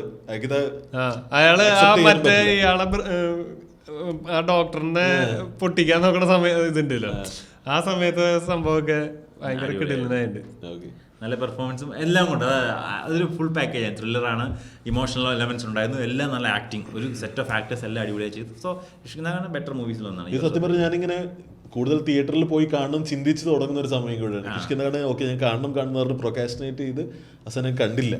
പിന്നെയാണ് ഇങ്ങനെ കാണുമ്പോഴാണ് അയ്യോ കാണായിരുന്നു എന്ന് തോന്നിപ്പോയി. ആ ഒരു എക്സ്പീരിയൻസ് നന്നായതിനാണ്. Same goes for Meiyazhagan. ഞാനത് ആ മാസം തിയേറ്ററിൽ കണ്ടപ്പോഴാണ് ഭയങ്കര സൂത്തിങ് ആയിട്ടിരുന്ന് കാണേണ്ട പടമാണ്. അത്ര 2.5 മണിക്കൂർ ഇൻവെസ്റ്റ് ചെയ്യണം അതിനകത്ത്. അങ്ങനെ രീതിയിൽ ഫീൽ ഗുഡ് ഭയങ്കര കിടിലം പടമായിരുന്നു. നല്ല ഇമോഷൻസ് കണക്ട് ചെയ്യുന്ന ഒരു സാധാരണ സിനിമ. അതിന് അജയന്റെ 2ാം വർഷത്തിന്റെ 3D വർക്ക്സ് കുറെ സ്ഥലത്ത് വൻ കിടിലമായിരുന്നു, കുറെ സ്ഥലത്തൊക്കെ കുറെ സ്ഥലത്ത് ആവശ്യമില്ലാത്ത കണ്ണിലേക്ക് വരുന്ന സാധനങ്ങൾ, പഴയ മൈഡിയെ കുടിച്ച സെറ്റപ്പാണ് കുറെ സ്ഥലത്ത്. അതായത് നമ്മുടെ മുന്നിലേക്ക് ഇങ്ങനെ അമ്പും തീയും ഒക്കെ വരുന്ന സെറ്റപ്പ്. ചില സ്ഥലത്ത് ആ വിഷ്വൽ 3D മേക്കിംഗ് ഉണ്ടല്ലോ, ആ പ്ലാറ്റ്ഫോം നമ്മളെ 3Dയിൽ കാണിക്കുന്ന സംഭവം ഏറ്റവും നല്ല 3D പക്ഷേ ബറോസ് സിനിമ സക്സസ് അല്ലെന്ന്, അല്ലെങ്കിൽ തിയേറ്റർ. പക്ഷെ അങ്ങനെ നോക്കുകയാണെങ്കിൽ നമ്മൾ ബറോസ് മലൈക്കോട്ടെ വായ്പിനെ കാണുക അങ്ങനെയല്ല. അവരൊക്കെ അവരുടെ ഒരു ഡ്രീം കം ട്രൂ എന്നുള്ള സാധനത്തിലാണ് ചെയ്തിരിക്കുന്നത്. അവരുടെ പൈസയായിട്ട് അവർ ചെയ്യുന്ന പടങ്ങൾ അതിൽ ആർക്കും നഷ്ടം ഉണ്ടാകുന്നില്ലെങ്കിൽ പ്രശ്നമില്ലെന്നാണ് കാണുന്നത്. എനിക്ക് ലാലേട്ടൻ കണ്ടത് പൈസയല്ലോ മോനെ എന്നാ പറഞ്ഞത്. പുള്ളിയുടെ ആഗ്രഹം പൈസയല്ലോ മോനെ, പുള്ളിയുടെ ആഗ്രഹം സിനിമ ചെയ്ത് പുള്ളിക്ക് അനീസിന്റെ അടുത്ത് പറഞ്ഞതല്ല, നിങ്ങൾ അങ്ങനെ എല്ലാവരും മോനെ എന്നാണ് വിളിക്കുന്നത്. അല്ല ഭയങ്കര ലാലേട്ടന്റെ അടുത്ത് വീട്ടിൽ ചെന്ന് ചോദിച്ചപ്പോ ലാലേട്ടൻ പറഞ്ഞു പൈസ അല്ലല്ലോ. നല്ല മലയാളത്തിലെ ബെസ്റ്റ് 3D വർക്കാണ് ബറോസ് എന്ന് പറയുന്നത്. മലൈക്കോട്ടെ വാലിബന് വിമർശനങ്ങൾ വന്നപ്പോൾ അത് പുള്ളിക്ക് ഡയറക്ടറിന് ഭയങ്കര വിഷമം ഉണ്ടായി എന്നുള്ള രീതിയിൽ ഉണ്ടായി. പക്ഷെ അവരുടെ വിഷൻ എക്സിക്യൂട്ട് ചെയ്തു. ആൾക്കാരത് എന്ത് പറഞ്ഞാലും മൈൻഡ് ചെയ്യുന്ന എന്റെ അഭിപ്രായം. നിങ്ങൾ ഇറക്കി വിട്ട് കഴിഞ്ഞാൽ നിങ്ങളുടെ പ്രൊഡക്റ്റ് അല്ലത്, അത് ആൾക്കാർ വലിച്ചു കീറും, ചിലപ്പോൾ പൊക്കി അതിന്റെ ഒന്നും പറയാൻ പറ്റില്ലല്ലോ, അത് അർഹിക്കുന്നതിന്റെ മുകളിലേക്ക് എത്തിക്കായിരിക്കും. അത് നിങ്ങൾ മൈൻഡ് ചെയ്യരുത്.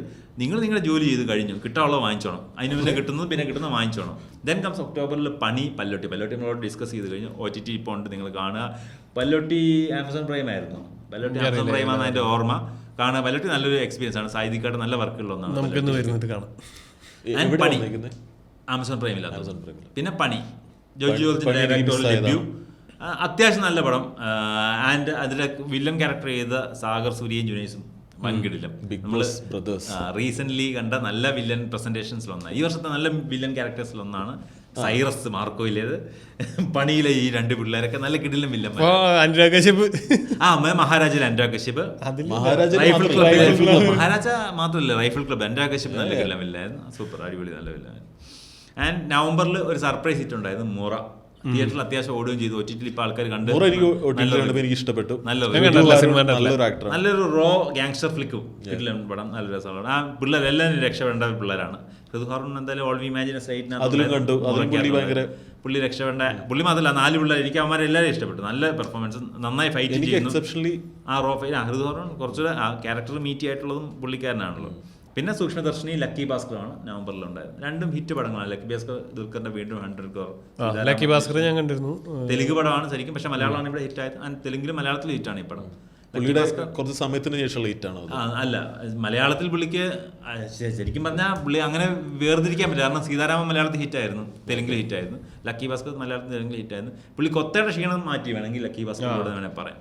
കൊത്ത ഒരു സംഭവം മാറി. പുള്ളിക്കൊരു പാൻ ഇന്ത്യൻ ആക്ഷൻ പടം വരണം ശരിക്കും. ദുൽഖർ സൽമാനെ ഒരു വലിയ സ്റ്റാർ മെറ്റീരിയലായിട്ട് ആൾക്കാർ പ്രൊജക്ട് ചെയ്യുന്നുണ്ട്. ഒരു സ്റ്റാർ മെറ്റീരിയൽ പ്രോപ്പറായി സ്റ്റാറായി എംഫസൈസ് ചെയ്ത് നമ്മുടെ മനസ്സിൽ പതിയുന്നത് ആക്ഷൻ പടം ചെയ്യുമ്പോൾ. ഉണ്ണിമുകുന്ദൻ എന്തുകൊണ്ടാണ് പെട്ടെന്ന് ആൾക്കാർ സൂപ്പർ സ്റ്റാർ എന്ന് പറയുന്നത്? കാരണം ഒരു പാൻ ഇന്ത്യൻ അല്ലെങ്കിൽ ഒരു വലിയ വൈഡ് റേഞ്ച് ഓഫ് ആൾക്കാർ ആക്ഷൻ പടത്തിൽ ഹിറ്റ് പടം ചെയ്യുമ്പോഴാണ് നമ്മുടെ മനസ്സിൽ എന്നും സൂപ്പർ സ്റ്റാർസ് ഉണ്ടായിക്കൊണ്ടിരുന്നത് ആക്ഷൻ പടങ്ങളിലൂടെയാണ്. മോഹൻലാൽ സൂപ്പർ സ്റ്റാർ ആയത് യഷ് എന്ന് പറഞ്ഞൊരു ആക്ടറിനെ ഞാൻ അറിയുന്നത് KGF-ലാണ്. അപ്പം സോ ഒരു വലിയ പടം, ഒരു ആക്ഷൻ പടം ദുൽഖറിന് മിസ്സിംഗ് ആണ് സ്റ്റിൽ. അത് 2025-ലോ 26-ലോ ഇല്ലെങ്കിൽ ഞാൻ എഴുതി എന്തായാലും പുള്ളി ഹിറ്റാക്കും. എന്താ ജോഷിയുടെ മോന് മാത്രം ലത്തീഫിന്റെ മോനൊരു പടം എഴുതിയ വർക്ക് ചെയ്യത്തില്ലേ? സോ സൂക്ഷ്മദർശൻ നല്ല പടമായിരുന്നു, ലക്കി ഭാസ്കർ നല്ല പടമായിരുന്നു. ആൻഡ് കംസ് ഡിസംബർ എന്റെ മാസമാണ്. പുഷ്പ 2 ഞാൻ പുഷ്പ 2 ഭയങ്കര സപ്പോർട്ട്. ഇല്ല കഴിഞ്ഞിട്ടില്ല. ഇത് കഴിഞ്ഞ് നമ്മൾ ജനറൽ അവയർനെസ് വേറെ ഡിസ്കസ്. നമ്മൾ ഇതൊരു ഹിറ്റായ പടങ്ങൾ മാത്രമല്ല പറഞ്ഞുള്ളൂ, നമുക്ക് കുറെ ജനറൽ പടങ്ങളെ കുറിച്ച് പറയാനുണ്ടോ? പിന്നെ ലൈറ്റ് ആയിട്ട് പറഞ്ഞു വേണം. പുഷ്പ 2 ഞാൻ വേറെ ചാനലിൽ 2-3 കണ്ടന്റ് പുഷ്പ 2 ചെയ്തിട്ടുണ്ട്. ഞാൻ പേഴ്സണലി പുഷ്പ 2 കുറെ കണ്ടന്റ് ചെയ്യാൻ സാധ്യതയുണ്ട്. എനിക്ക് പുഷ്പ 2 അവരുടെ വർക്ക് മൊത്തത്തിൽ ഞാൻ പറഞ്ഞിട്ടുണ്ട്. സിനിമയെ ഇഷ്ടപ്പെട്ടു. ഞാൻ മലയാളത്തിലും കണ്ടു, തെലുങ്കിലും കണ്ടു. ഞാൻ തെലുങ്ക് ഐമാക്സ് ആണ് ഫസ്റ്റ് ഡേ കണ്ടത്, ഏർലി മോർണിംഗ് ഷോ കണ്ടത്. എനിക്ക് അപ്പം തന്നെ പടം വർക്കായി. അവരെന്താണോ ഓഫർ ചെയ്യേണ്ടത് അത് കറക്റ്റായി അവർ തന്നു എനിക്ക് തോന്നി. അതിന് 2 ഫൈറ്റ് സീൻസ് എനിക്ക് മാർക്കോ ഫൈറ്റ് സീൻസിന്റെ മുകളിലാണ് ഈ 2 ഫൈറ്റ് സീൻസ്. ജതാര അമ്മൻ കോവിൽ സീൻ വൻ കിടിലനാണ്. അത്ര വിഷ്വലി ബ്യൂട്ടിഫുൾ ആയിട്ടുള്ള ഒരു സ്പെക്ടാക്കുലർ ഫൈറ്റ് സീൻ തെലുങ്ക് സിനിമ റീസെന്റ് വന്നിട്ടില്ല. ആ സീൻ ഭയങ്കര. സെക്കൻഡ് ക്ലൈമാക്സ് ഫൈറ്റ് സീൻ എനിക്കത് അവരത് എക്സിക്യൂട്ട് ചെയ്ത. പുഷ്പ 1-നകത്ത് ഓൾറെഡി മാർക്കോയിലെ ഫൈറ്റ് സീൻ ഉണ്ട്. അതായത് കൈ കെട്ടിയ നായകനുണ്ട്. കൈകെട്ടിയ നായകന്റെ മുഖവും മറിച്ചിട്ട് ഫൈറ്റ് ഓൾറെഡി വന്നു കഴിഞ്ഞു. ഞാൻ സംസാരിക്കുന്നത് അതിന്റെ എക്സിക്യൂഷൻ സൈഡ്. അതിന്റെ മുകളിൽ കാണുമ്പോൾ ഇവന് കയറി കെട്ടി വലിച്ച് ഇങ്ങോട്ട് കൊണ്ടുവരുന്ന ഒരു ഫീല് തരുന്നത് ഫീല് വന്നില്ലെന്ന് എനിക്കത് കറക്റ്റ് ആയിട്ട് പുള്ളി ക്ലൈമാക്സ് ഫൈറ്റില്. പക്ഷെ കമ്പയർ ടു മാർക്കോ ഫൈറ്റർ അടിപൊളി എല്ലാ ഫൈറ്റ്സും. പക്ഷെ ഞാൻ പുഷ്പ 1 അവർ ചെയ്യേണ്ടത് ഓൾറെഡി നായകന്റെ കൈ കെട്ടി കഴിഞ്ഞു. ഇനി ചെയ്യാനുള്ളത് കൈയും കാലും കൂടെ കെട്ടണം. കെട്ടിച്ച് കറക്റ്റ് ആയിട്ട് സെറ്റ് ചെയ്യുന്നുള്ളത് എന്നെ വെച്ചാൽ വർക്കായി, അടിപൊളിയായിട്ട് വർക്ക്. എൻ്റെ അത് 2000 crore എത്തട്ടെ എന്നാണ് എൻ്റെ ആഗ്രഹം. കാരണം സിനിമകൾ എപ്പോഴും റെക്കോർഡിൽ അടുത്ത് ബ്രേക്ക് ചെയ്തുകൊണ്ടേയിരിക്കണം. തൊട്ടടുത്ത വർഷം എൻ്റെ ആഗ്രഹം ശങ്കർ ജനുവരി സ്റ്റാർട്ടിങ്ങിൽ തന്നെ ഗെയിം ചേഞ്ചർ ഒരു 1 ഹിറ്റ് അടിക്കണം എന്ന് എൻ്റെ ആഗ്രഹം. കളക്ഷൻ റെക്കോർഡ് ഒരിക്കലും ബ്രേക്ക് ചെയ്യാതെ നിൽക്കരുത്. ഇൻഡസ്ട്രി വളർത്തുന്നത് അങ്ങനെയാണ്. എപ്പോഴും എല്ലാ സിനിമകളും കൂടുതൽ കളക്ഷൻ ഉണ്ടാവണം. ആൾക്കാരുടെ തിയേറ്റർ ഗോയിങ് സംസ്കാരം അതിനനുസരിച്ച് പൈസ സ്വന്തം കാര്യത്തിൽ ഇല്ലല്ലോ ഉണ്ടാവും. ഇത് നമ്മൾ ഫെബ്രുവരി മാസത്തില് മഴയിൽ മനോരമയില് വരും അല്ലേ? പുഷ്പ ഫസ്റ്റ് ആണോ സെക്കൻഡ് ആണോ നിങ്ങൾക്ക് ഇഷ്ടപ്പെട്ടെ? എനിക്ക് സെക്കൻഡ് ഇഷ്ടപ്പെട്ടു. ഞാൻ ഈ പടങ്ങൾക്ക് 2 അഭിപ്രായം അറിയില്ല, കാരണം എന്റെ ഇഷ്ടപ്പെട്ട കാറ്റഗറി അല്ല. പക്ഷെ 1, 2 നല്ല പടമാണ്. 1-നകത്തൊക്കെ നല്ല കിഡ്ലൻ റൈറ്റിംഗ് ആണ്. 1-ന്റേതൊക്കെ നല്ല മൈന്യൂട്ട് ഡീറ്റെയിലിംഗ് ഒക്കെ ഉണ്ട്. 2-ൽ വന്ന പുള്ളിക്ക് മാസ് മസാല ലെവലിലേക്ക് കുറച്ചുകൂടെ കൊമേഴ്ഷ്യൽ വൽക്കരിച്ചിട്ടുണ്ട് പുള്ളി. അത് 3-ൽ അത് പുള്ളി പ്രോപ്പർ ക്ലോഷർ കൊടുത്തു. അതും വൻ സക്സസ് ആവുന്ന അതിന്റെ ഒരു പ്രതീക്ഷ. തേർഡ് വരുന്നുണ്ട്. സമ്മതിക്കാത്തതിൽ എനിക്ക് വിഷമമുണ്ട്. അതല്ലെങ്കിലും ഒരു സാധാ SP-ക്കൊക്കെ ഒരു ലിമിറ്റ് ഉണ്ട്. അല്ലു അർജുന്റെ പുഷ്പ ക്യാരക്ടർ എന്ന് പറഞ്ഞാൽ ആ നാടിന്റെ ഭരണകൂടം മറിച്ചിട്ടിട്ട് CM-നെ നിർണ്ണയിക്കാൻ കപ്പാസിറ്റി ഉള്ളൊരു കിങ് മേക്കറാണ്. ആ പുള്ളിയോടൊരു സ്റ്റേറ്റിന്റെ ഡിസ്ട്രിക്റ്റിലെ SP എന്ത് ഫൈറ്റ് ചെയ്യാനാണെന്ന് എനിക്ക് മനസ്സിലായത്. പുള്ളിക്ക് ആകെ ഫൈറ്റ് ചെയ്യാനുള്ളത് പുള്ളിയുടെ ഈഗോ ക്ലാഷ്, ഇമോഷണൽ ക്ലാഷ് മാത്രമാണ്. അത് കറക്റ്റായിട്ട് ചെയ്യുന്നുണ്ട്. അതല്ലേ പുഷ്പക്ക് ഒരു കുറവില്ല, സത്യം പറഞ്ഞ ഒരു കുറവില്ല. എന്നാ ചിലതോ കുറവുണ്ട്. ഒരു കുറവുള്ളത് പുഷ്പയുടെ ഒരു ഇമോഷണൽ ട്രോമയാണ്. അതിൽ മാത്രമേ പുഷ്പയെ പിടിക്കാൻ പറ്റത്തുള്ളൂ. അത് തന്നെ പുഷ്പ തകർന്നു പോകുന്നത്. അത് മാത്രമേ പുള്ളിക്ക് ചെയ്യാൻ പറ്റത്തുള്ളൂ. ബാക്കി ഒരു തരത്തിലും പുഷ്പയ്ക്ക് എതിരാളിയേ അല്ല. ഇനി തേർഡ് കൊണ്ടുപോയി ഒരു അത്രയും വലിയ വില്ലനായിട്ട് ഇവരെ പ്ലേസ് ചെയ്യുമെന്ന് നോക്കാം. ഒരു സിൻഡിക്കേറ്റ് അവർക്കെതിരെ ഫോം ആവുന്നുണ്ട്, നോക്കാം. എനിക്കിഷ്ടമല്ല ബേസിക്കലി നമ്മൾ ആനിമൽ റിവ്യൂലും ആനിമൽ പോഡ്കാസ്റ്റും എനിക്കിഷ്ടമല്ല. എനിക്ക് പുഷ്പ 2-ലും പുഷ്പ 1-ലും ആകെ ഇഷ്ടപ്പെടാത്ത ഒരൊറ്റ factor Rashmika Mandanna, national Srivalli. So ഡിസംബറിൽ Pushpa 2, rifle club, Marco and extra decent was a good experiment. OTT വരുമ്പോൾ നിങ്ങൾ കാണാൻ ഇഷ്ടപ്പെടും. അതിനകത്തൊരു വെറൈറ്റി ഡിഫറെന്റ് തീമുണ്ട്. എനിക്ക് ഭയങ്കര സ്ട്രൈക്കിംഗ് ആയിട്ട് തോന്നി. പടത്തിന്റെ ഒരു 20-30 മിനിറ്റ്സിൽ ഒരു വൻ ഡാർക്ക് ഹ്യൂമർ ആണ്. ആ ഒരു സാധനം ആരും എക്സ്പ്ലോർ ചെയ്തിട്ടില്ല. നമ്മളെപ്പോഴും ആ ഡാർക്ക് ഹ്യൂമർ അല്ലെന്ന് ഞാൻ പെർട്ടിക്കുലർ പോയിന്റ് ഉണ്ട്. ആ പടത്തിന്റെ ഒരു സെൻട്രൽ തീമുണ്ട്, സെൻട്രൽ പോയിന്റ്. അത് ഭയങ്കര കിട്ടുന്ന സാധനമാണ്. അത് ആരും ഡിസ്കസ് ചെയ്യാൻ മടിക്കുന്ന ഒരു സാധനമാണ്. നമ്മളെല്ലാവരും അങ്ങനെ സംസാരിക്കണോ, അങ്ങനെ അതൊക്കെ ചിന്തിക്കാൻ പാടുണ്ടെന്ന് വിചാരിക്കുന്ന സാധനമാണ്. പക്ഷെ ആ പോയിന്റ് വൻ കിടിലായിട്ട് എക്സ്ട്രാ ഡീസന്റിൽ ഏറ്റവും കിടിലൻ സാധനവും ആ തോട്ടാണ്. അമീർ പള്ളിക്കലിന്റെ ആ തോട്ടാണ് ഏറ്റവും കിടിലൻ സാധനം. അടിപൊളി സാധനം. എന്തായാലും മിക്സഡാണ്, റിവ്യൂ മിക്സഡാണ്. എല്ലാവർക്കും മലയാള സിനിമ കൊല്ലം അവസാനിപ്പിച്ചത് കിടിലനായിട്ട് അത്യാവശ്യം നല്ല നോട്ടിലാണ്. Marco is going heights. Marco north ഇന്ത്യയിൽ വൻ സംഭവമായിട്ട് ഓടിക്കൊണ്ടിരിക്കുകയാണ്. മാർക്കോ 100 കോടി എത്തി. വെറും 30-35 ഷോയ്സിൽ നിന്ന് തുടങ്ങിയത് 1000-ൽ പരം ഷോസ് ഇപ്പം നോർത്ത് ഇന്ത്യയിൽ ഓടുന്നുണ്ട്. ഞങ്ങൾ മാർക്കോ കാണുമ്പോൾ മലയാളം വേർഷൻ കാണാൻ ഇവിടെ ഷേണോയ്സിലിരിക്കും. അവിടെ ഹിന്ദി ആൾക്കാർ, മലയാളികളല്ല ഹിന്ദിക്കാരുണ്ട് സിനിമ കാണാൻ തിയേറ്ററിൽ. അല്ലെന്ന് ഹിന്ദി കാണാൻ ഇവിടെ ഹിന്ദി അവിടെ തന്നെ ഉണ്ടെന്ന്. ഹിന്ദിക്ക് ടിക്കറ്റ് കിട്ടിയില്ല, അവർ മലയാളത്തിന് ബുക്ക് ചെയ്യത്രേ ഉള്ളൂ. ചില ഞാൻ തെലുങ്ക് കാണാൻ ഞാൻ തെലുങ്ക് കാണാൻ പോകുന്നത് എനിക്ക് ആ റോ വേർഷൻ അതിന്റെ ഒറിജിനൽ വെർഷനിൽ കാണണം. അതുപോലെ അടുത്ത വെർഷൻ നോർത്ത് ഇന്ത്യയിൽ ഹിന്ദിക്ക് ടിക്കറ്റ് കിട്ടാതെ അവിടെ മലയാളം സ്ക്രീനിൽ ആൾക്കാർ മാർക്കോ മലയാളം കാണാൻ കാണുന്നത്. സോ മാർക്കോ ഒരു അടിപൊളി എൻഡാണ്. ഡിസംബറിന്റെ കിടിലൻ എൻഡിങ് ആണ് മാർക്കോ എന്ന് പറയുന്നത്. ഞാൻ അത് പറയുമ്പോഴും നമ്മുടെ നാട്ടിൽ അക്രമാസക്തരാവുന്ന യുവാക്കൾ കൂടുന്നില്ലേ? അത് ശരിക്കും പറഞ്ഞാൽ സിനിമയുമായിട്ട് നമ്മൾ കണക്ട് ചെയ്യേണ്ട കാര്യം റിപ്പോർട്ട് ചെയ്തത് അത് ശരിക്കും ഇപ്പൊ പണ്ടത്തെ റിപ്പോർട്ട് ചെയ്യപ്പെടുന്നു എന്നുള്ളതുകൊണ്ടും കൂടെ അല്ലേ ചിലപ്പോ ആയിരിക്കും. അതും ശരിയാ.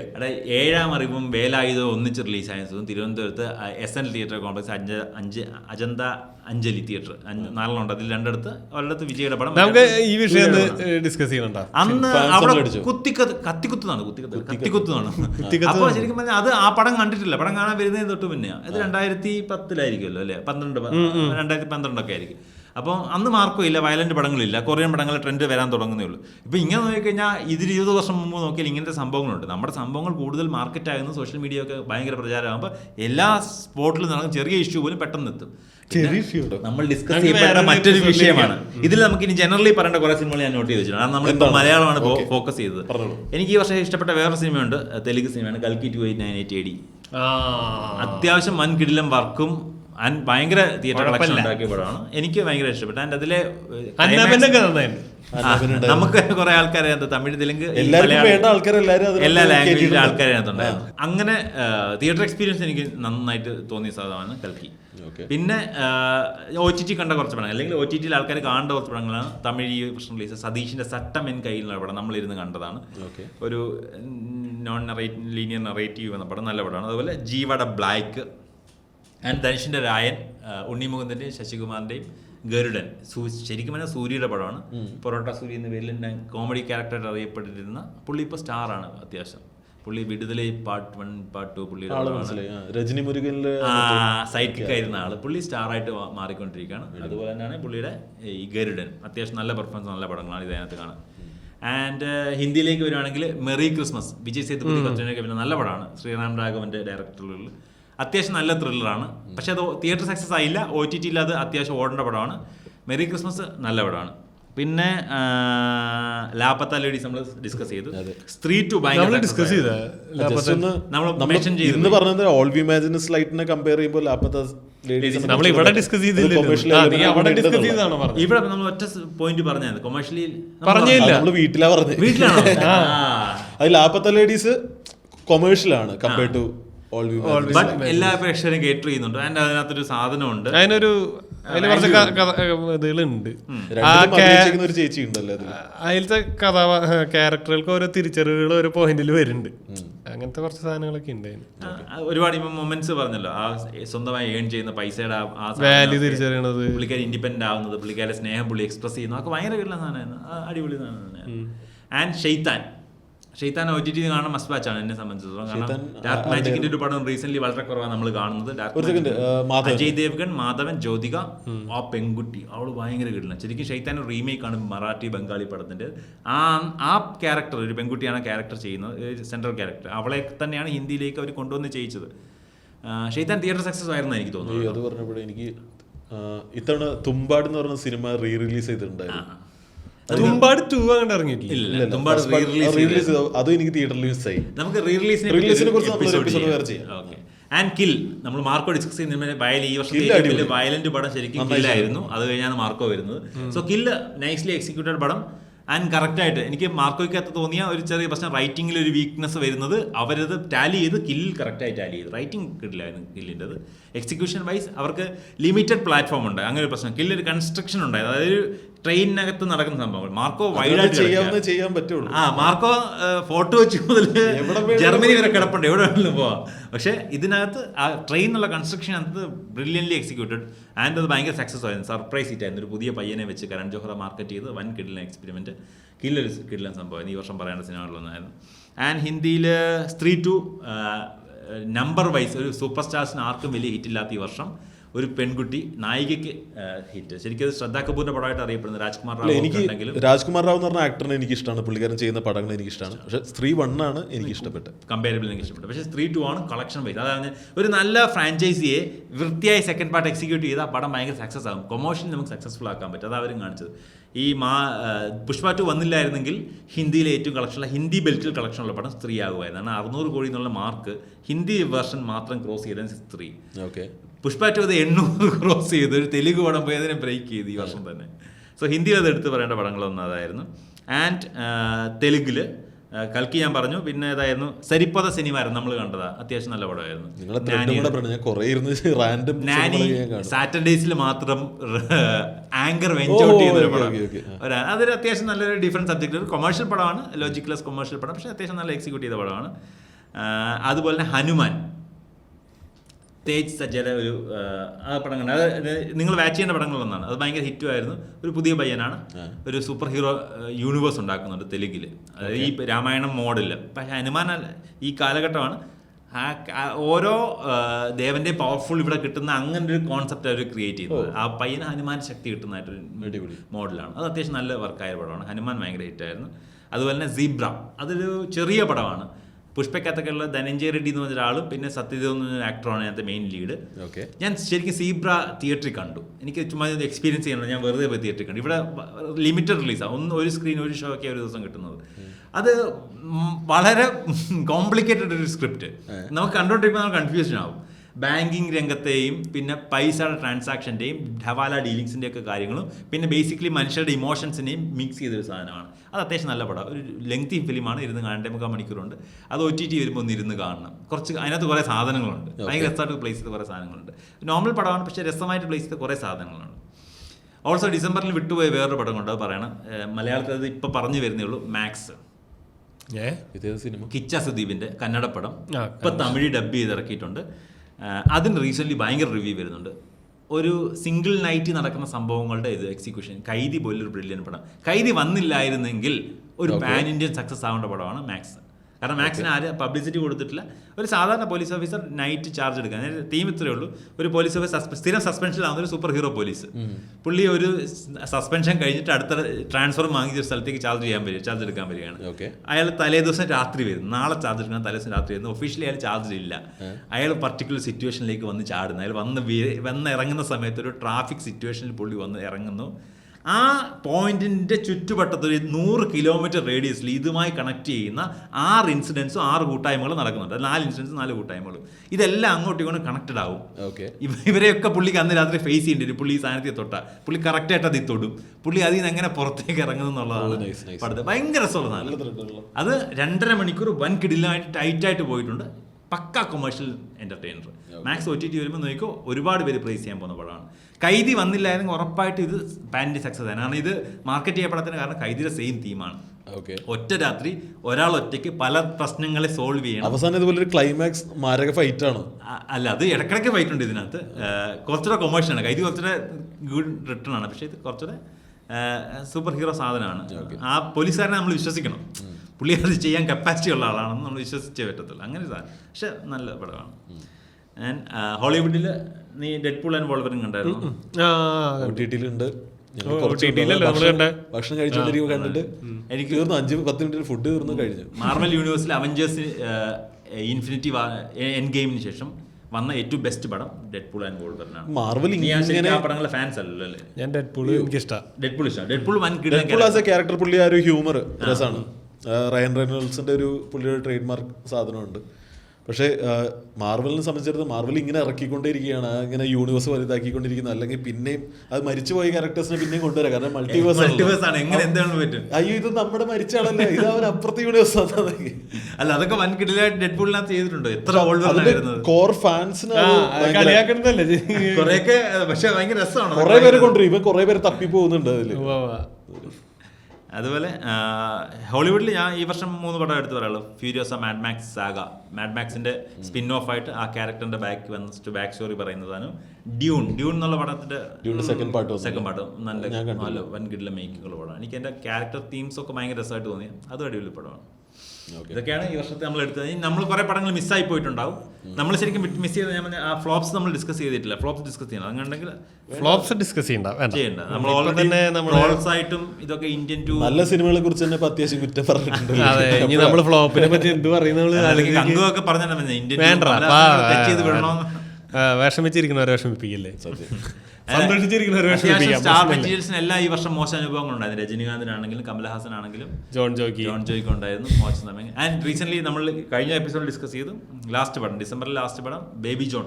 അവർ വലിയ എക്സ്പെക്ടേഷനിൽ തെറി റീമേക്ക് ചെയ്താണ്. ഭയങ്കര ഫ്ലോപ്പാണ് പടം. പക്ഷെ അത് മാർക്കോ വന്നുകൊണ്ട് കൂടിയാണ് അതിന് അത്രയും ഒരു ഡൗൺഫോൾ. അല്ല, അത് പടം മാർക്കോ അവര് റീ റിലീസ് പ്ലാൻ ചെയ്യുന്നതിന് മുന്നേ തന്നെ ഫസ്റ്റ് വീക്ക് തന്നെ നെഗറ്റീവ് റെസ്പോൺസ് ആയിരുന്നു. അതുകൊണ്ട് തിയേറ്റേഴ്സ് കാലിയായതുകൊണ്ടാണ് മാർക്കോ അക്വയർ ചെയ്യാൻ പറ്റിയത് ബേബി ജോൺ മോശമായ റിവ്യൂ വന്നുകൊണ്ടാണ്. ഓക്കെ. സോ നമ്മൾ ഒരുപാട് പടം മിസ് ചെയ്തിട്ടുണ്ടാവും. നിങ്ങൾ കണ്ടിട്ടുള്ളത് OTT 25 നമ്മൾ കൂടുതൽ പടങ്ങൾ തിയേറ്ററിൽ കാണുന്നതായിരിക്കും. നമ്മൾ അതിനെപ്പറ്റി കൂടുതൽ ഡിസ്കസ് ചെയ്യും. എല്ലാ പടത്തിനെ കുറിച്ചൊരു നിരൂപണം എഴുതി വെക്കും. എന്നിട്ട് അടുത്ത വർഷം ഇതുപോലൊരു ഡേറ്റിൽ വന്നിരുന്ന് സംസാരിക്കും. നമ്മൾ മിസ്സായതിൽ സിനിമയിൽ നിങ്ങൾക്ക് എന്തെങ്കിലും പറയാനുണ്ടെങ്കിൽ അത് താഴെ കമന്റ് ചെയ്യുക. അത് എന്തുകൊണ്ട് ഇഷ്ടപ്പെട്ടു. അതുപോലെ നിങ്ങൾ തിയേറ്ററിൽ OTT-ലൊക്കെ ചില ഹിഡൻ ജെംസ് ഒക്കെ വന്നു പോയി. നമ്മൾ OTT റിലീസ് പടങ്ങളെല്ലാം കണ്ടിട്ടുണ്ട്. നമുക്ക് അതുപോലെ സീരീസുകളെ കുറിച്ച് ഒരെണ്ണം സംസാരിക്കും. അത് അടുത്ത വേറെ എപ്പിസോഡ്.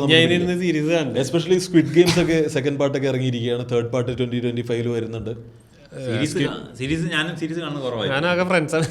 ഞങ്ങൾ എന്തെങ്കിലും കണ്ടതിനെ കുറിച്ച് അഭിപ്രായം പറയണമെന്നുണ്ടെങ്കിൽ ഓക്കെ, നിങ്ങൾ സജസ്റ്റ് ചെയ്യും, നിങ്ങൾ കമന്റ് ചെയ്യും. അതുപോലെ ഈ വർഷം നിങ്ങൾക്ക് സജസ്റ്റ് ചെയ്യണം നല്ല പടങ്ങൾ പറഞ്ഞു. നമ്മൾ പണിയില്ലാണ്ട് ഞങ്ങൾക്ക് ഇഷ്ടംപോലെ സമയമുണ്ട്. എന്ത് വേണമെങ്കിലും ചെയ്യാം. സീരീസ് കാണണോ? സീരീസ് കാണാം അല്ലേ? അതെ. സോ ആരും പുസ്തകം വായിച്ചിട്ട് റിവ്യൂ ചെയ്യാൻ പറയരുത്. അതൊക്കെ അതിനൊക്കെ എന്തോരം പണിയെടുക്കണം എന്നറിയോ? ഭൗതികമായിട്ടുള്ള പരിപാടി ഒന്നും പറയരുതല്ലേ? അല്ല, ഭൗതികം ബുദ്ധി ഉപയോഗിക്കേണ്ട കാര്യങ്ങൾ. ആ ഭൗതികല്ല, ഭൗതികം. മറ്റേ ഭൗതികം, ഇത് ബൗദ്ധികം. പട്ടിയുടെ ഭൗ.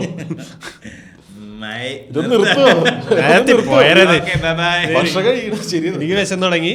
അപ്പൊ ശരി, ടാറ്റ, ബൈ ബൈ.